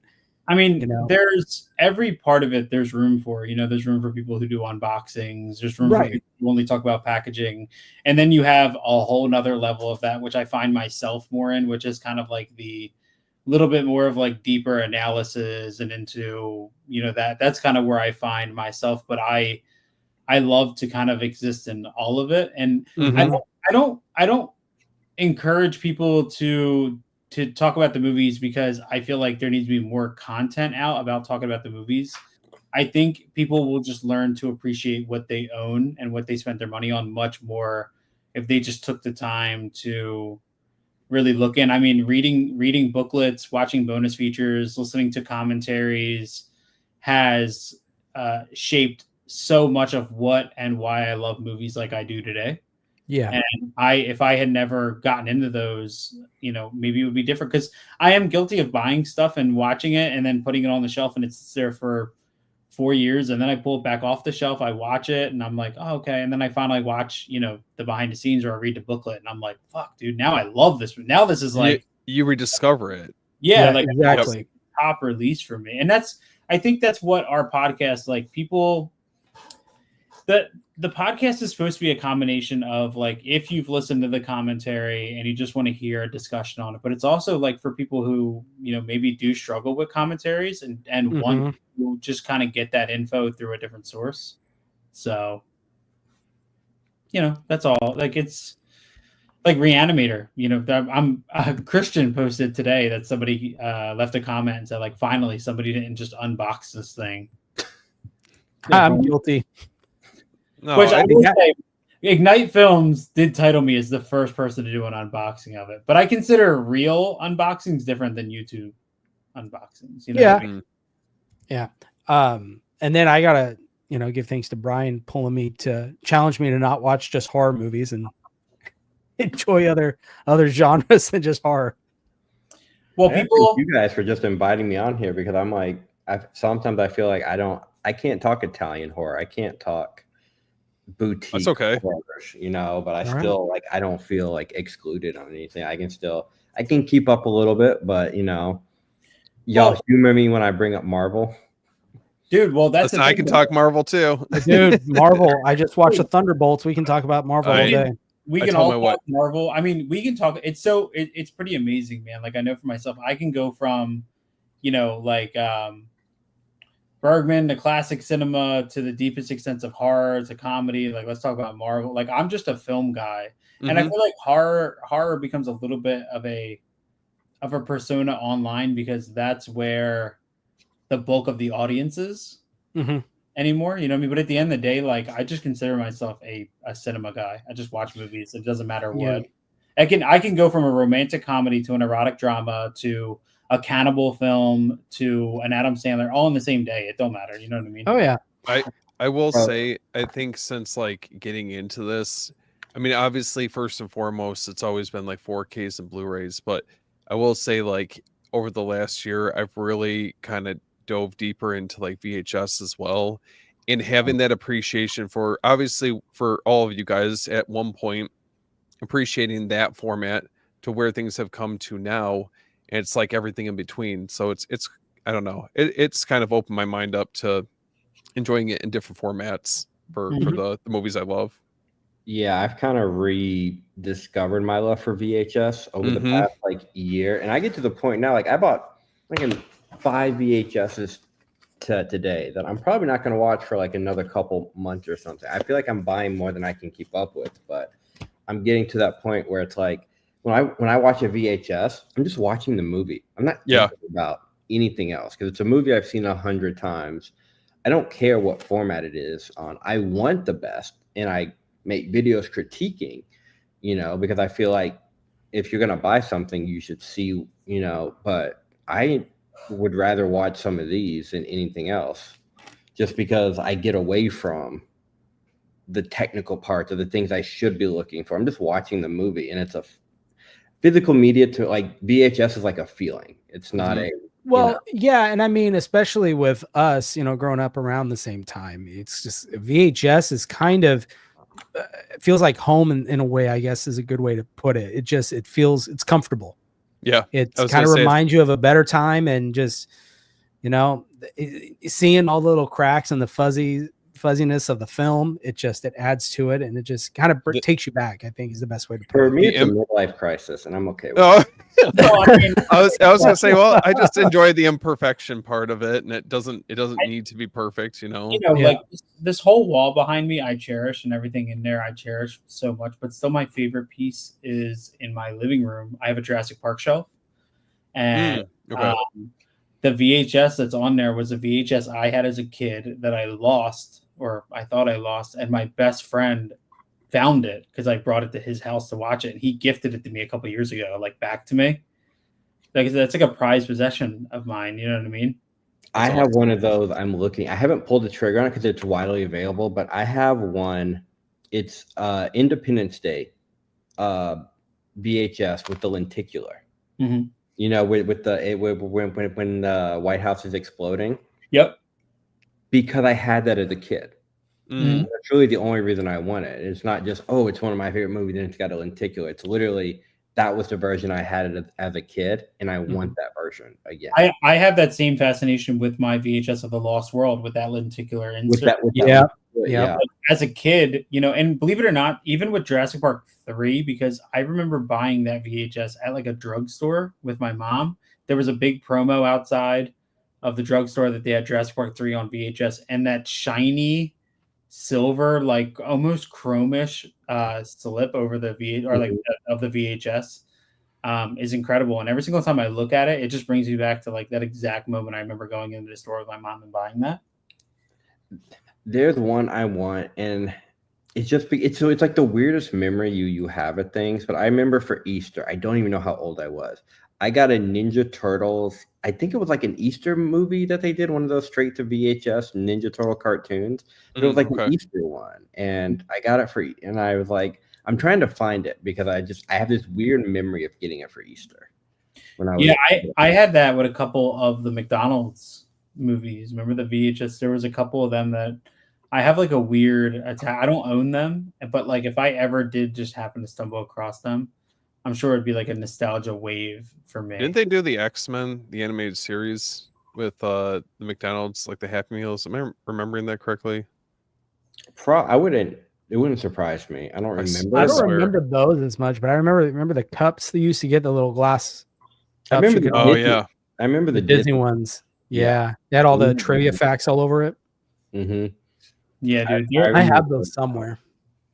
I had so many, man. I remember I used to have it, but I got it. My wife had it. I had like the Saving Private Ryan double VHS that had the behind the scenes as like at the end of the second tape. That I watched all the time. I used to, believe it, dude, when I was a kid, I used to cry at the end of Jurassic Park. And then my mom would be like, "We can just rewind it and start it again." I'm like, "Oh, all right, cool." Oh, we can. Oh, we can. Dude, people don't understand when I say like Jurassic Park, that movie changed everything for me. And I know a lot of people in my generation have that Amblin attachment, but Jurassic Park to this day, when I put it on, there is a feeling. I've seen that movie there is a feeling unlike me watching any other movie. Like the music, the visuals, there's so much about that movie that resonates so incredibly like in depth with me. You know, even still, when the shot of Alan on the Triceratops stomach is like, to me, when people talk about movie magic, as a kid that grew up obsessed with dinosaurs, to see them on the screen and not being treated, very few of them being treated like villains, you know what I mean? Like they were evil. You know, that movie struck this beautiful balance of showing the beauty of it, but also like, and when you grow up, because you watch a movie and you see the T-Rex and you're like, oh, that T-Rex is crazy, it's scary. But when you grow up, you realize like, man, the humans fucking suck. Yeah. You know what I mean? You're like, your perspective shifts. And they're just animals. They don't know what's going on, and the humans are fucking responsible for all of this shit. I would say that and Jaws were the ones growing up for me that I felt like were so instrumental in my love for movies, just because of like the time that I watched them. Jurassic Park obviously was really big during that time that it came out, but as a result of that, that's how I found out about Jaws kind of at an earlier age, and then I just remember being so scared to go into the pool after watching it. Not that it would ever happen, but But do you guys like when I don't know, when I watch a Spielberg movie, right? There's something about them to me that is so purely cinematic. Like a couple of weeks ago, I watched Always, which is not one of his most touted. I don't even know if I know that one. Always? Yeah, I've never heard of that one. Richard Dreyfuss and God, I'm blanking on her name. I think he directed it. Let me see. So it's about a Richard Dreyfuss plays a what do they call them? Like he's a pilot. Yeah, but he does. I've seen this cover before. This poster. Yeah. I've never heard of this, seen this.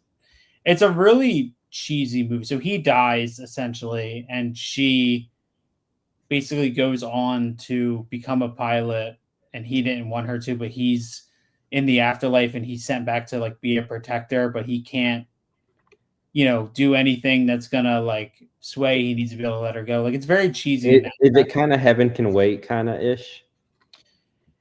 Not really. It's very melodramatic. Okay.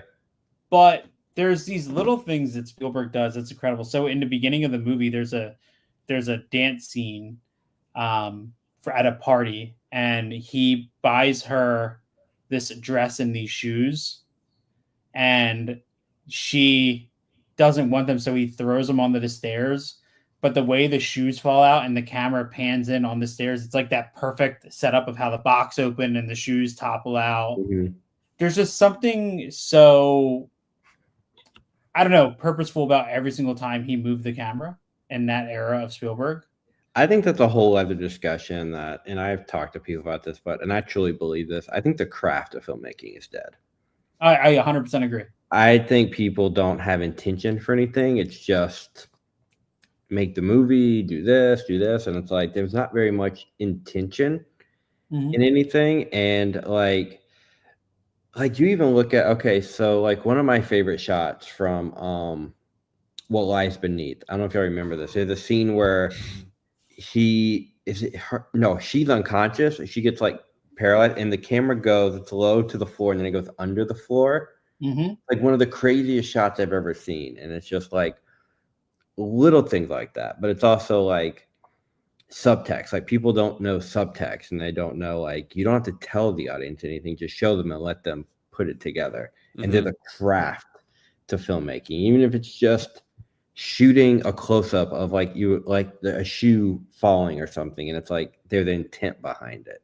I always think of, when you think of that conversation, I think of the mirror shot from Contact.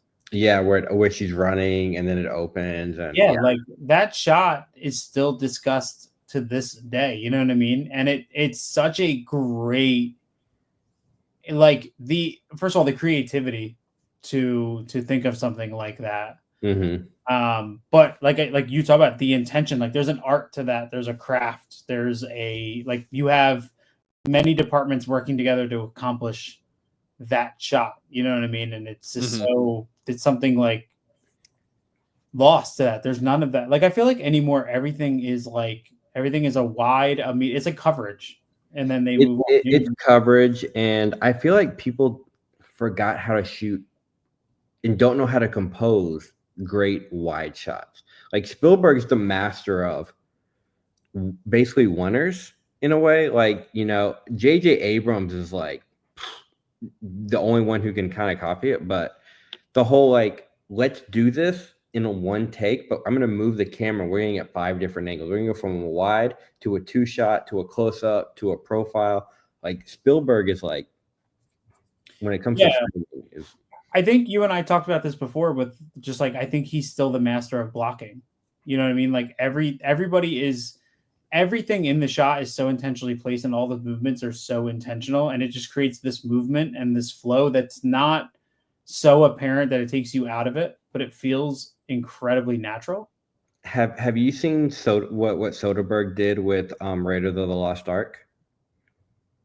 Steven Soderbergh, I think on his blog or something, you can find it somewhere. He took Raiders of the Lost Ark and made it black and white. And his whole intention was to take the color out so you can focus on the staging and the blocking and how great Spielberg did this movie. But you only really notice it if you really take the color out, so it's not distracting you. Yeah. Well, I always think of like the bar scene in Raiders. You know, when you meet when you meet, or when you're introduced to Miriam. It's a Miriam. It's Miriam. Miriam, yeah. That whole, and then into that fight scene. You know what I mean? Like with the shadows and all, it's so good, man. That whole scene. And then even, it's the littlest of detail, but my favorite thing with Spielberg is the punch sound. The punch. The certain sound of the punches, that loud, like, psh, he does. He has. I know people hate this movie, but in the Crystal Skull, when they're in the tent talking, and you see like they're shot behind these sheer curtains, but it's like a shadow over the shadow. Kind of a shot. But even Kingdom of Crystal Skull, the introduction of Indy in that movie is great. You don't see the hat, and then the hand pickup, and the camera glides up to see. It's awesome, man. Like it's good. And I thought James Mangold did a good enough job with Dial of Destiny. I still have yet to see that, to be honest. I'm nervous to see it, so I haven't seen it, but I need to. It was very. I mean, you can't. How do you follow in the footsteps of Spielberg? And I think he did it in the best way you could, you know. But like for me, honestly, I love Ready Player One. Oh, Ready dude, I Player still One, need to see that. that movie it's is so amazing. good. Yeah. I hated it when I first saw it, but it grew on me because I was so like one-sided about it because it was a CGI and blah blah blah. And then a couple years later, I gave it another chance, and I was like, "This movie's amazing." Yeah, dude. I always tear up at the end scene after he wins the game or whatever, and they're in the bedroom. Oh, with the egg. Like, are you gonna take it or not? Dude, that whole scene, the music, like Alan Silvestri's score is incredible. That movie, yeah, there's a ton of CGI, but it's really good, man. The more you watch it, the less you see it, and you're just ingrained in the characters. Well, that's what's so great is like I feel like Ready Player One, the real stuff almost feels like VR. Like there's a certain look to it where like the transition between the two is super smooth. It's not jarring. Yeah. You know what I mean? So it to me over the years it's gotten a lot better, and the 4K looks great, obviously, clearly. But yeah, man, Spielberg I actually have to go visit. I think I told you guys before, they have a plaque for him in the town over from me because he lived here briefly, and he attended the Westmont Theater a lot, which is now a Planet Fitness. Ironic. Damn. Jeez. Yeah, they converted into a Planet Fitness. So yeah, I don't know, but yeah, they have a plaque for him there, and he talks about it in his a couple of his books that I've read growing up there. Did you guys see The Fabelmans? Not yet. No. No. Very good. Very, in my opinion, like untraditional Spielberg, but still very good. David Lynch makes a great appearance at the end of that movie. Yeah, I've seen that scene Oh, yeah. on YouTube about if the horizon's this way. Yeah, the whole horizon thing, which I still don't even as a filmmaker, that the whole horizon thing, it's like a math equation. I'm trying to wrap my head around. There's a couple movies though that I've discovered in the last year purely off of like Blind Buy that I have to recommend real quick. Both of them are from Criterion. One was called Wildfire, and it was directed by Paul Dano. Jake Gyllenhaal is in it. Fantastic movie about just basically like life in I believe it's the late 60s. We see pretty much this family dynamic fall apart from the view of a 14-year-old. And it's awesome. Okay. It's really good, dude. And Paul Dano it's an adaptation of a book, but still my favorite Blind Buy of the last years is a movie called The Worst Person in the World. I want to see that so bad. Oh my God, dude. I want to see that. That's the one with the girl running and when the streets, everybody's frozen and everything. Yeah, I want to see that. Dude, that movie was an experience unlike any. And that's funny because years later, well, I think I saw that movie about a year ago, but then she's in A Different Man. If you ever seen, I don't know if you guys have seen that yet. I don't think I've heard of that one. Where he plays the severely disformed actor, or he gets it like removed, and it's a credit. A24 put it out. It won a bunch of awards and stuff like that. But she's in that. She's incredible in that as well. Are there any Criterion pickups you're eyeing for July? Nora. Yeah, Nora, Thief, Sorcerer. I'm tempted to get a Nora before then. I don't know. It's only $31 right now on Amazon. Like it's not that expensive. But I'm still gonna wait. Sorcerer is definitely one. Barry Lyndon is top for me. Yeah, Barry that's Lyndon. another one. Oh yeah, Barry Lyndon. I was talking to Chase about this earlier. I was like, the 4 I'm getting in July, like the main 4 are Nora, Barry Lyndon, Risky Business, and finally getting Double Indemnity. Risky Double Business is so Indemnity good. is really good, and so is Risky Business. Yeah, I have the Blu-ray of Double Indemnity, but I want to get that 4K. I want to get it. Came out a little bit ago. All That Money Can Buy. I was reading about that. That one looks really good. My favorite thing to do with the Criterion sale is to go in with like the 2 that I want, and then I can't say the name. Utumama. I can't say it either. Yeah, but I know the movie. Yeah, that's Alfonso Cuarón directed that. That's a great movie. My favorite thing to do is to just go in and kind of like pick up at least like 2 or 3 blind buy. Like I'll just go through the shelves and whatever gets my attention, I'll end up buying it. They're putting out a lot of. So I was at Barnes and Noble the other day.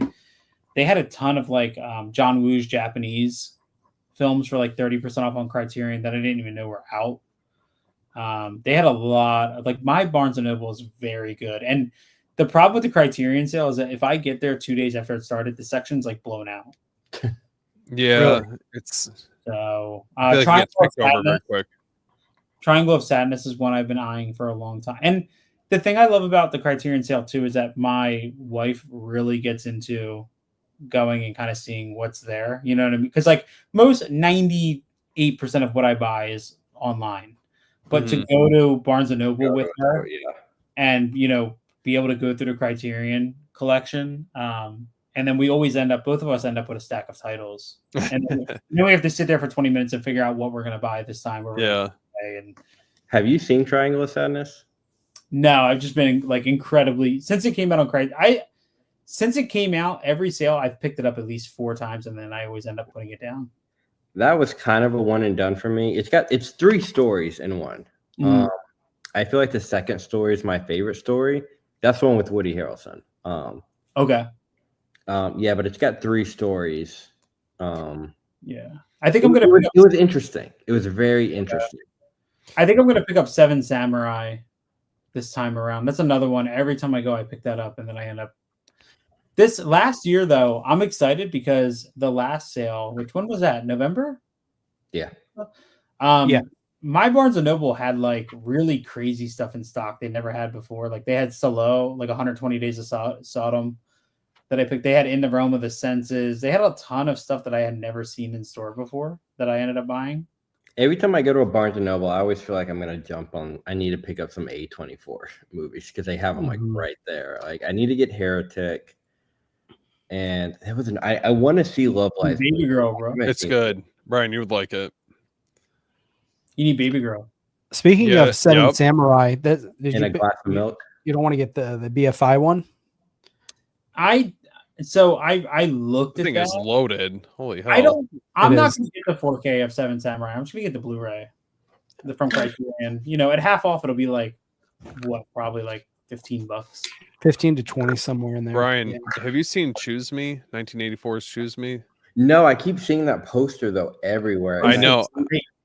I see the good. Did I haven't seen it. The poster is great. The cover is great. I just saw it the other I picked it up in the store and the cover is like, you want to talk about a cover that like draws me in. I know. That one's on my list too. And then the new Godzilla versus, was it Biollante? Yeah. Yep, that's the new one. Yep, that's the only other one I could think of.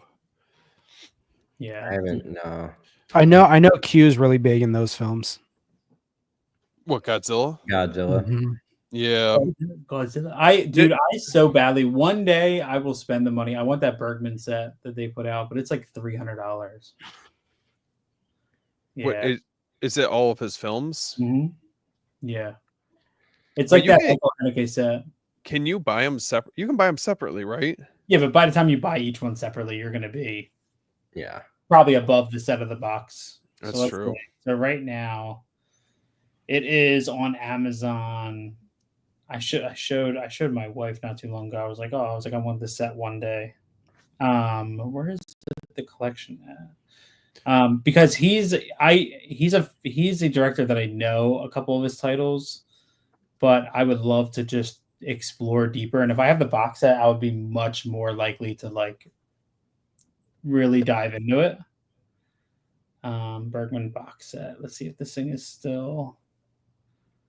Box set I just keep having in my cart, but I haven't pulled the trigger on because it's so cheap on Amazon right now for like what it is. Because I think you get an extra 30% off. It's that Nico Master. Yeah, the Nico Mastoricus set. Yeah, the 6 movie Blu-ray collection. It's $50 on Amazon plus 30% off of that. You know what's funny?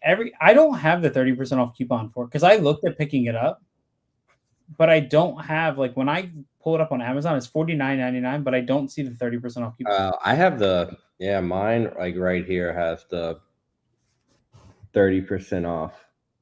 Clip and save up to 30. How? I don't know. But I mean, hold on, I'll tell you how much it is. What set is this? The Nico. All his movies, because I really liked License to Kill. That was actually like really good. But all his other movies are on Tubi, so I kind of want to watch them before buying them. But after checkout, it's only $37.88. Dude, that's such a good deal. Are any of you guys big on John Cassavetes? I haven't watched Incubus yet. Oh yeah, I forgot you picked that up. I got Incubus. I haven't watched that yet, so I don't know. I did watch part of it. I wasn't in the mood for it because I feel like I had to pay attention to it. It wasn't something you could just put on in the background. But I don't know too many John Cassavetes movies. A Woman Under Influence is really good, and The Killing of a Chinese Bookie is that's up there with like one of my favorite films. You know, I saw a movie 2 days ago. I bought it like 4 minutes and 20 seconds into watching this. I found it's only on DVD. Okay. I watched it on Amazon or Tubi. It was called Virtual Sexuality. It was I know it sounds like a winner. Yeah. That's a Brian movie for sure. But it's not anything like what you think it is. It's a British movie from like 1999, 2000. Bro, some of the best cinema, like so creative and how it's shot, like just for that time period. And then it made me miss like the wardrobe from like the early 2000s and shit. It's pretty it's good. Damn. I'm sorry, go ahead. Oh no, you're okay. Go ahead. No, I was gonna say that Bergman set is considered, it just is unavailable on their website. It's normally $300 and it has 30 discs. Only 300. That's it. It's 30 discs. It's everything ranging from 1946 to 2003 from him. Damn. Is anyone picking up Stripes in 4K? I haven't yet. I know Chase got that in today, the Steelbook. I want to pick it up. I'm gonna probably wait till it goes down a little bit. Yeah. It was like 50, 55, $60. That's a lot. Less than that. It's way less than that now. I think. Oh, okay. From what I saw, it was I think it was that on Amazon last I looked, but it probably went down since then. Stripes 4K is, I put strips and it brought me to strip tees. It's only $32.99. Okay, it went down then because last I saw it was expensive. I'm waiting so I rewatched Kingdom of Heaven. I watched it twice because I'm kind of furious about the director's cut only getting a 4K and not the theatrical cut. Because they're both really good, but I prefer the pacing of the theatrical cut. But I watched it twice. I forgot how much I love that. Oh god, Kingdom of Heaven is so good. That was sold out on Amazon earlier today. I was gonna pre-order. I'm not gonna get the Steelbook. I'm going to import that one from the UK and get the slip because I want to put my theatrical cut Blu-ray in the case, and I can't do that with the Steelbook. I'm gonna get the slip edition from the UK. Which I hope Orbit or maybe Movie Room will get it, so I don't have to. Yeah, I'm sure someone will have it. But I think it's weird that the Disney movies, like we're only getting the Steelbooks, but the UK is also getting a Steelbook and a slip version. Interesting. Anybody pick up Lilo and Stitch on 4K? Dude, I'm not gonna lie, I want to. I just want to know if they censored the washing machine. Oh, I'm sure they did. I've never seen Lilo and Stitch. That's literally all I know about it, is that scene. Wow, I didn't know that. They need to give us 2 cuts. They need to. They got so much stuff. Did any of y'all get Tombstone? Yeah, I did. Of course you did, Jordan. But I mean, of course, it's my favorite Western. No, I'm okay watching that on just on. Jordan doesn't buy anything for less than $60. Okay, Not even. Frank I'll doesn't tell buy you. anything for less than $60. I'll say Huh? that I went to Goodwill the other day and bought a couple of Blu-rays for $2. Okay. Oh, nice. Totaled $60. Oh, Yeah. So I got 30 Blu-rays. $60. where's that in your haul videos? No, I didn't pick up that many. I got 2. It was I think it was last month or something like that. I got Lights Out and I need to get Lights Out. it was Return of Jafar and the King of Thieves, the 2-pack I bought. Oh, did you get that at Goodwill? Nice. That one's kind of expensive too. You got an out of print, like expensive one. Yeah, I mean, no slipcover or anything, but I mean, I still. Speaking of out of print Blu-rays, a Goofy movie. That's the one that I really want to get. I want an extremely goofy movie. Please. I don't want to pay $250 for. You think Goofy that's coming movie on out Blu-ray. soon? Because didn't they have that documentary? They did. Interesting. I mean, I wouldn't be surprised, but I don't know. I don't think they would. I don't know. I feel like they're still testing the waters with their releases. They're being very strategic in what they pick. I think they're picking a little bit more prestigious things right now, or like, I don't know. With Disney, it's kind of hard to tell. I think we're getting The Rock this year. We need The Rock.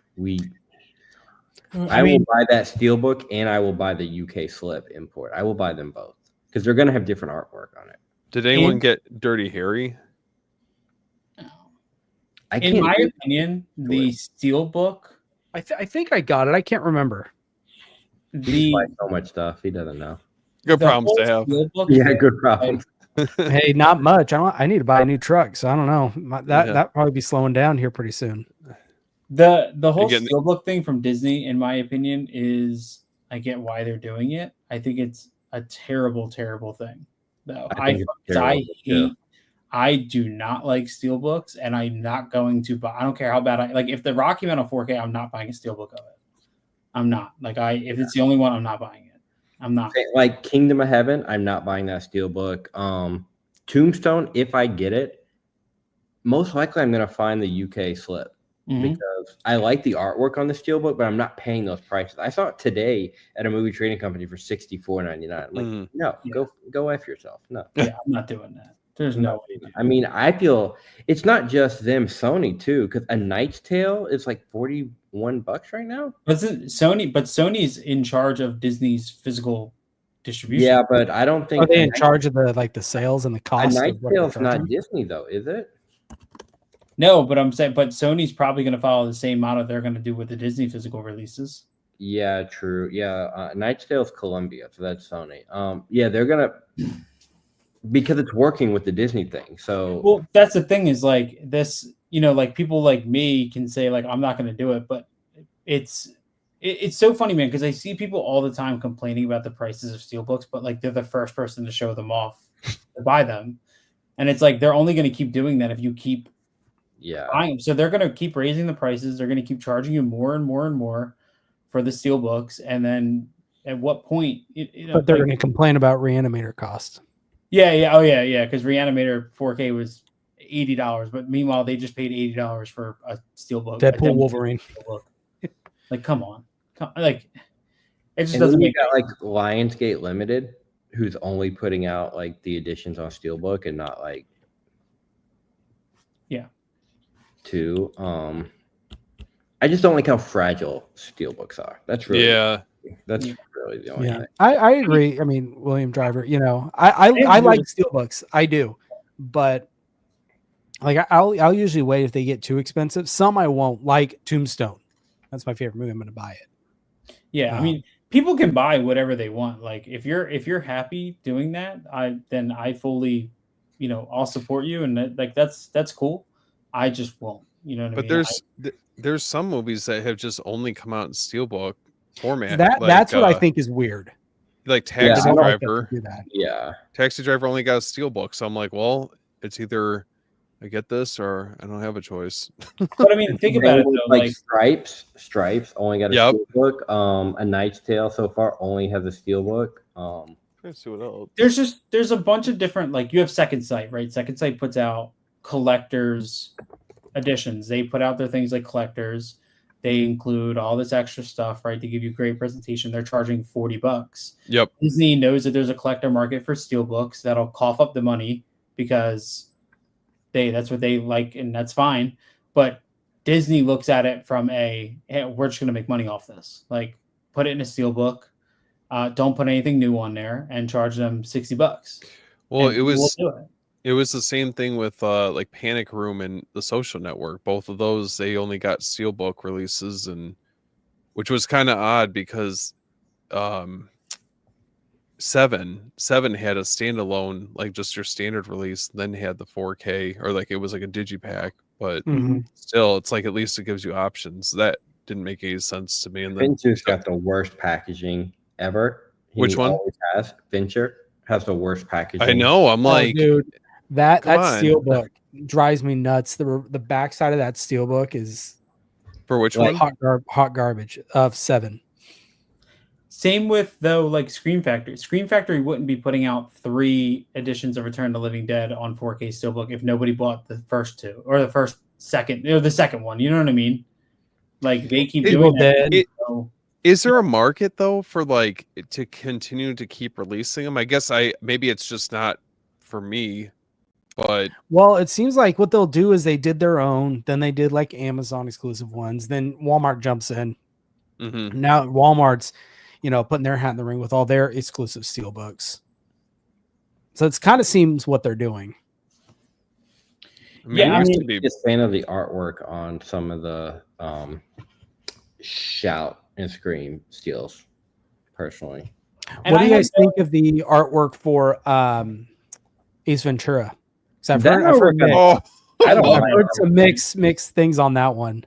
Well, did you read the thing that Mexifunk put out a thing saying he couldn't do a full picture of? Yeah, they're the licensing things with the face. I found out about that through Arrow. Somebody in my comments was like, Arrow only does silhouettes because they don't have the rights to put a face or something on it. That makes sense. I'm not knocking it. It just isn't for me. That's all. I didn't care for the design, but it took me a while to figure out the bird was sitting on top of his hair. No, I mean, I don't know, man. I mean, I have no problem coughing up money for something that I really, really want. Sorry, that's funny. Like, is that a reference to the end of the movie, Jeff? Are you spoiling the end of the movie? That's true. Yeah, that's we're exactly. Telling they want to be making more. That's exactly it. Yeah, and I mean, I don't know. I mean, Jordan. You and I are also the guy who spent, we're the guys who spent $110 on Caligula. So, but to the argument to argue that you're getting so much stuff with it. Well, yeah, that's what I'm saying. Like, I'll cough up the money all day if you're going to give me what I feel is my value for it. You know what I mean? Like, if you want to give me, if Second Sight, like I just paid $52 for the Second Sight edition of The Nice Guys. I justified every dollar of that by looking at that set. I cannot justify a $52 steelbook that gives me nothing new, and I already own one of that movie on the same format. You know what I mean? You bought it for that 150-page hardbound book. The Haneke box set. I mean, that's another one. That's worth every penny of that $230. I think $240. So, dude, like, it's worth every penny, man. Every penny. For what are you talking about? What's 200? Umbrella's Michael Haneke set. Director of Funny Games. Scott, I think it has every single movie except the Funny Games remake because they just added the last few that they needed, but they can't get the remake. Yeah, but dude, it comes with a canvas poster too, which is crazy. I mean, debating on Daybreakers.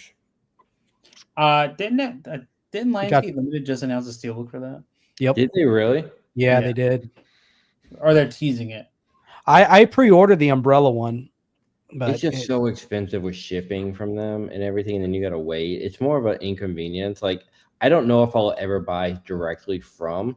I say that I might, but well, Brian, that's why you have to get in our group buy. That's right. Oh, I didn't know about the group buy. There's Oh, a yeah, group we have buy. a group buy coming up here. Same way, I didn't know that Chris canceled this summer's Terrifier thing until y'all's podcast left.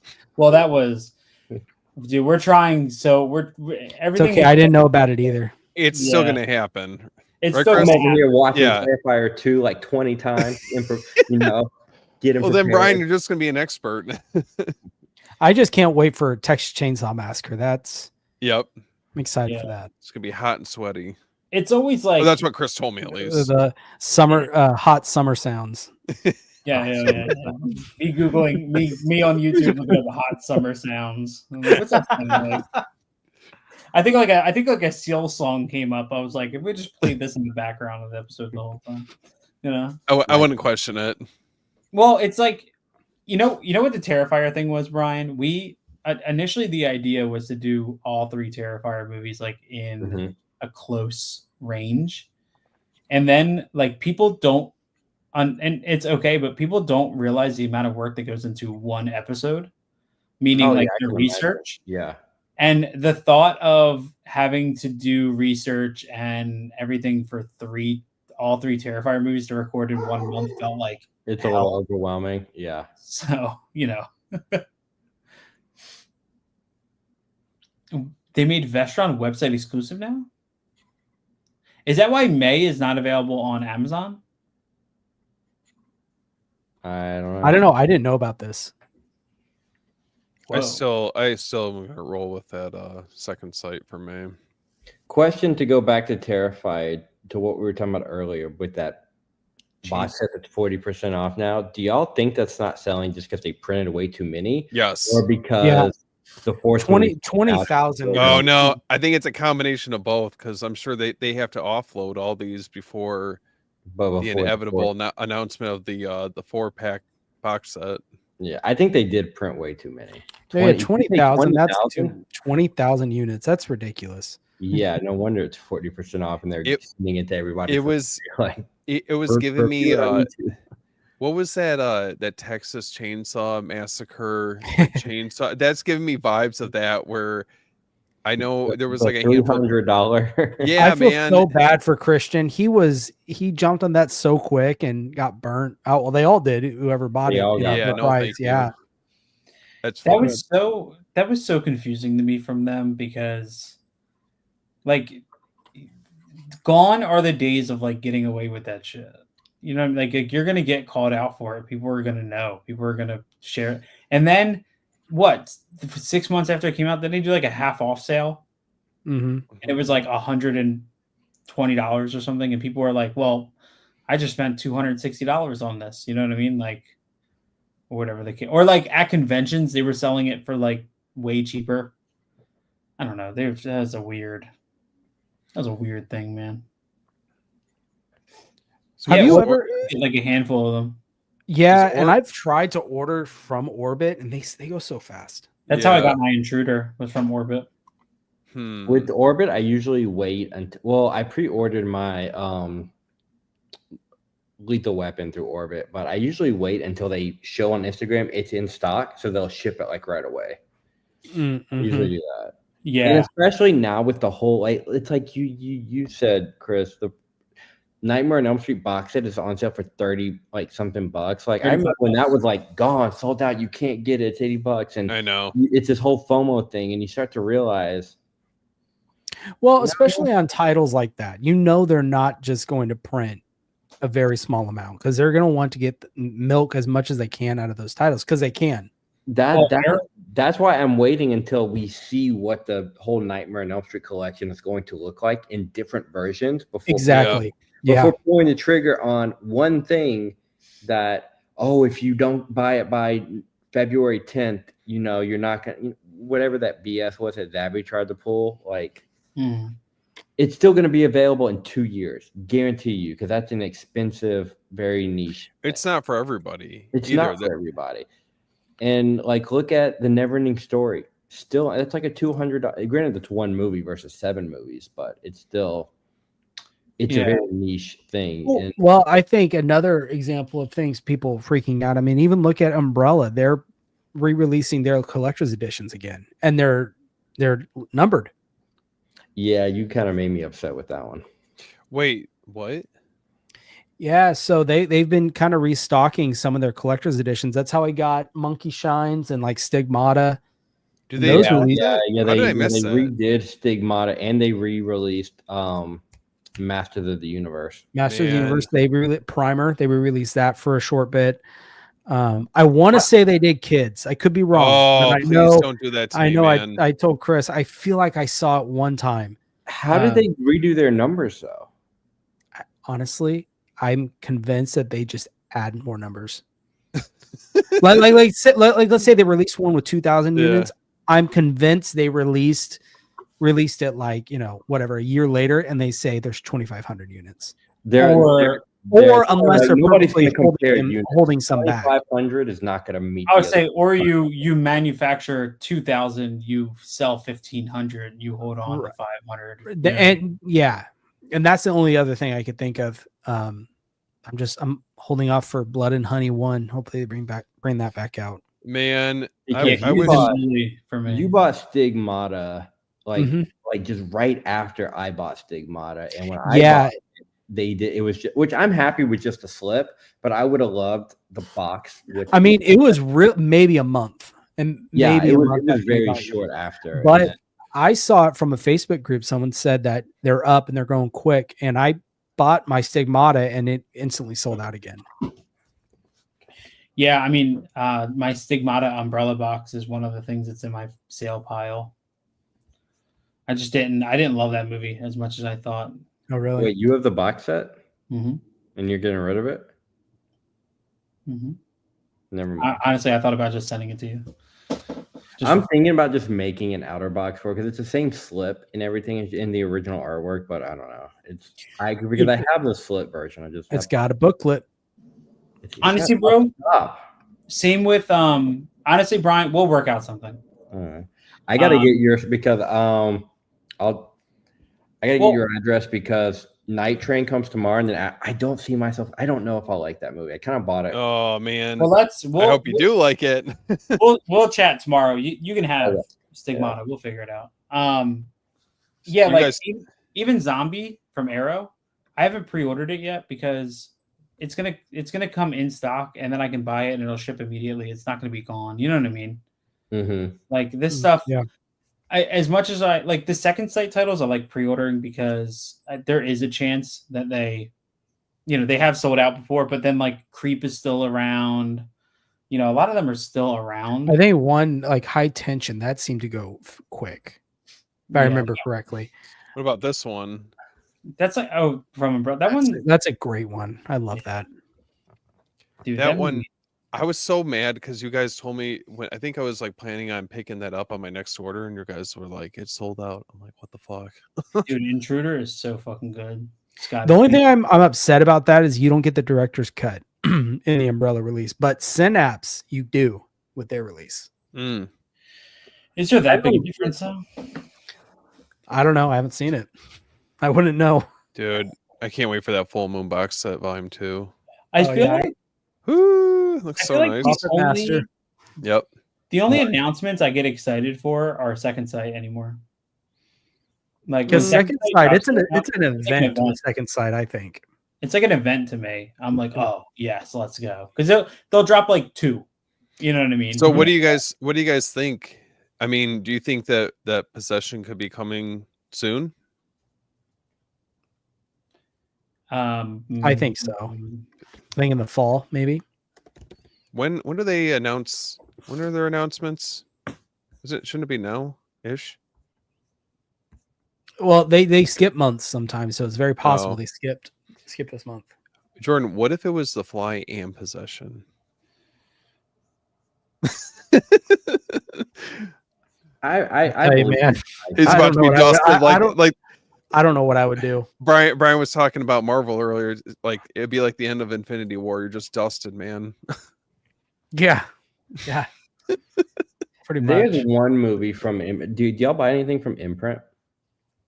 Mm-mm. I have 2 titles from Imprint. That's it. They have the Suspiria and the Blair Witch. Oh, I do. Never mind. You're right. I didn't hear anyone talk about Suspiria. The Suspiria release of it. Yeah. Yeah, it's The remake of Suspiria. Yeah. Well, you really knocked that table, bro. no, I hit my tripod with my foot.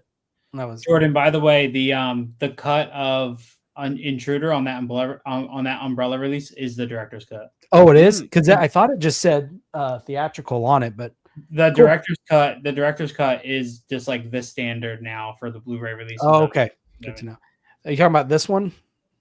Yeah. Yeah, my wife got me that. Yeah. I have that one. Artwork. The only two I have are that, and then I have the Warriors. I just my synapse of the original Suspiria shipped today. Oh yeah, that's a great 4K. We should just do a group watch together. Still not a fan of that Suspiria remake though. No. So who is asking about Imprint? I'm sorry. I know I probably cut you off. I was just at there's a black and white movie I want to get. It's called Ivy. It's from like the 40s. They released a trailer and I was like, this cinematography is like blowing me away. Dude, I have to show you, Brian. I'll have to send you pictures. I just got a title from Deaf Crocodile. Convoy.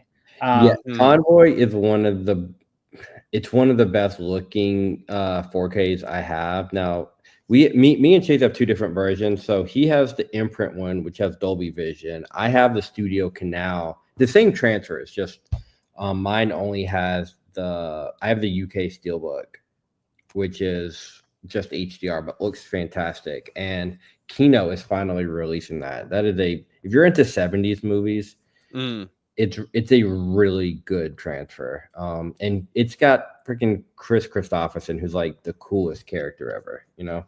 Dude, I have to show you. I just got a release from Deaf Crocodile. I'll be making a post about it in a couple of days. The movie's called Inflatable Sex Doll: The Wastelands.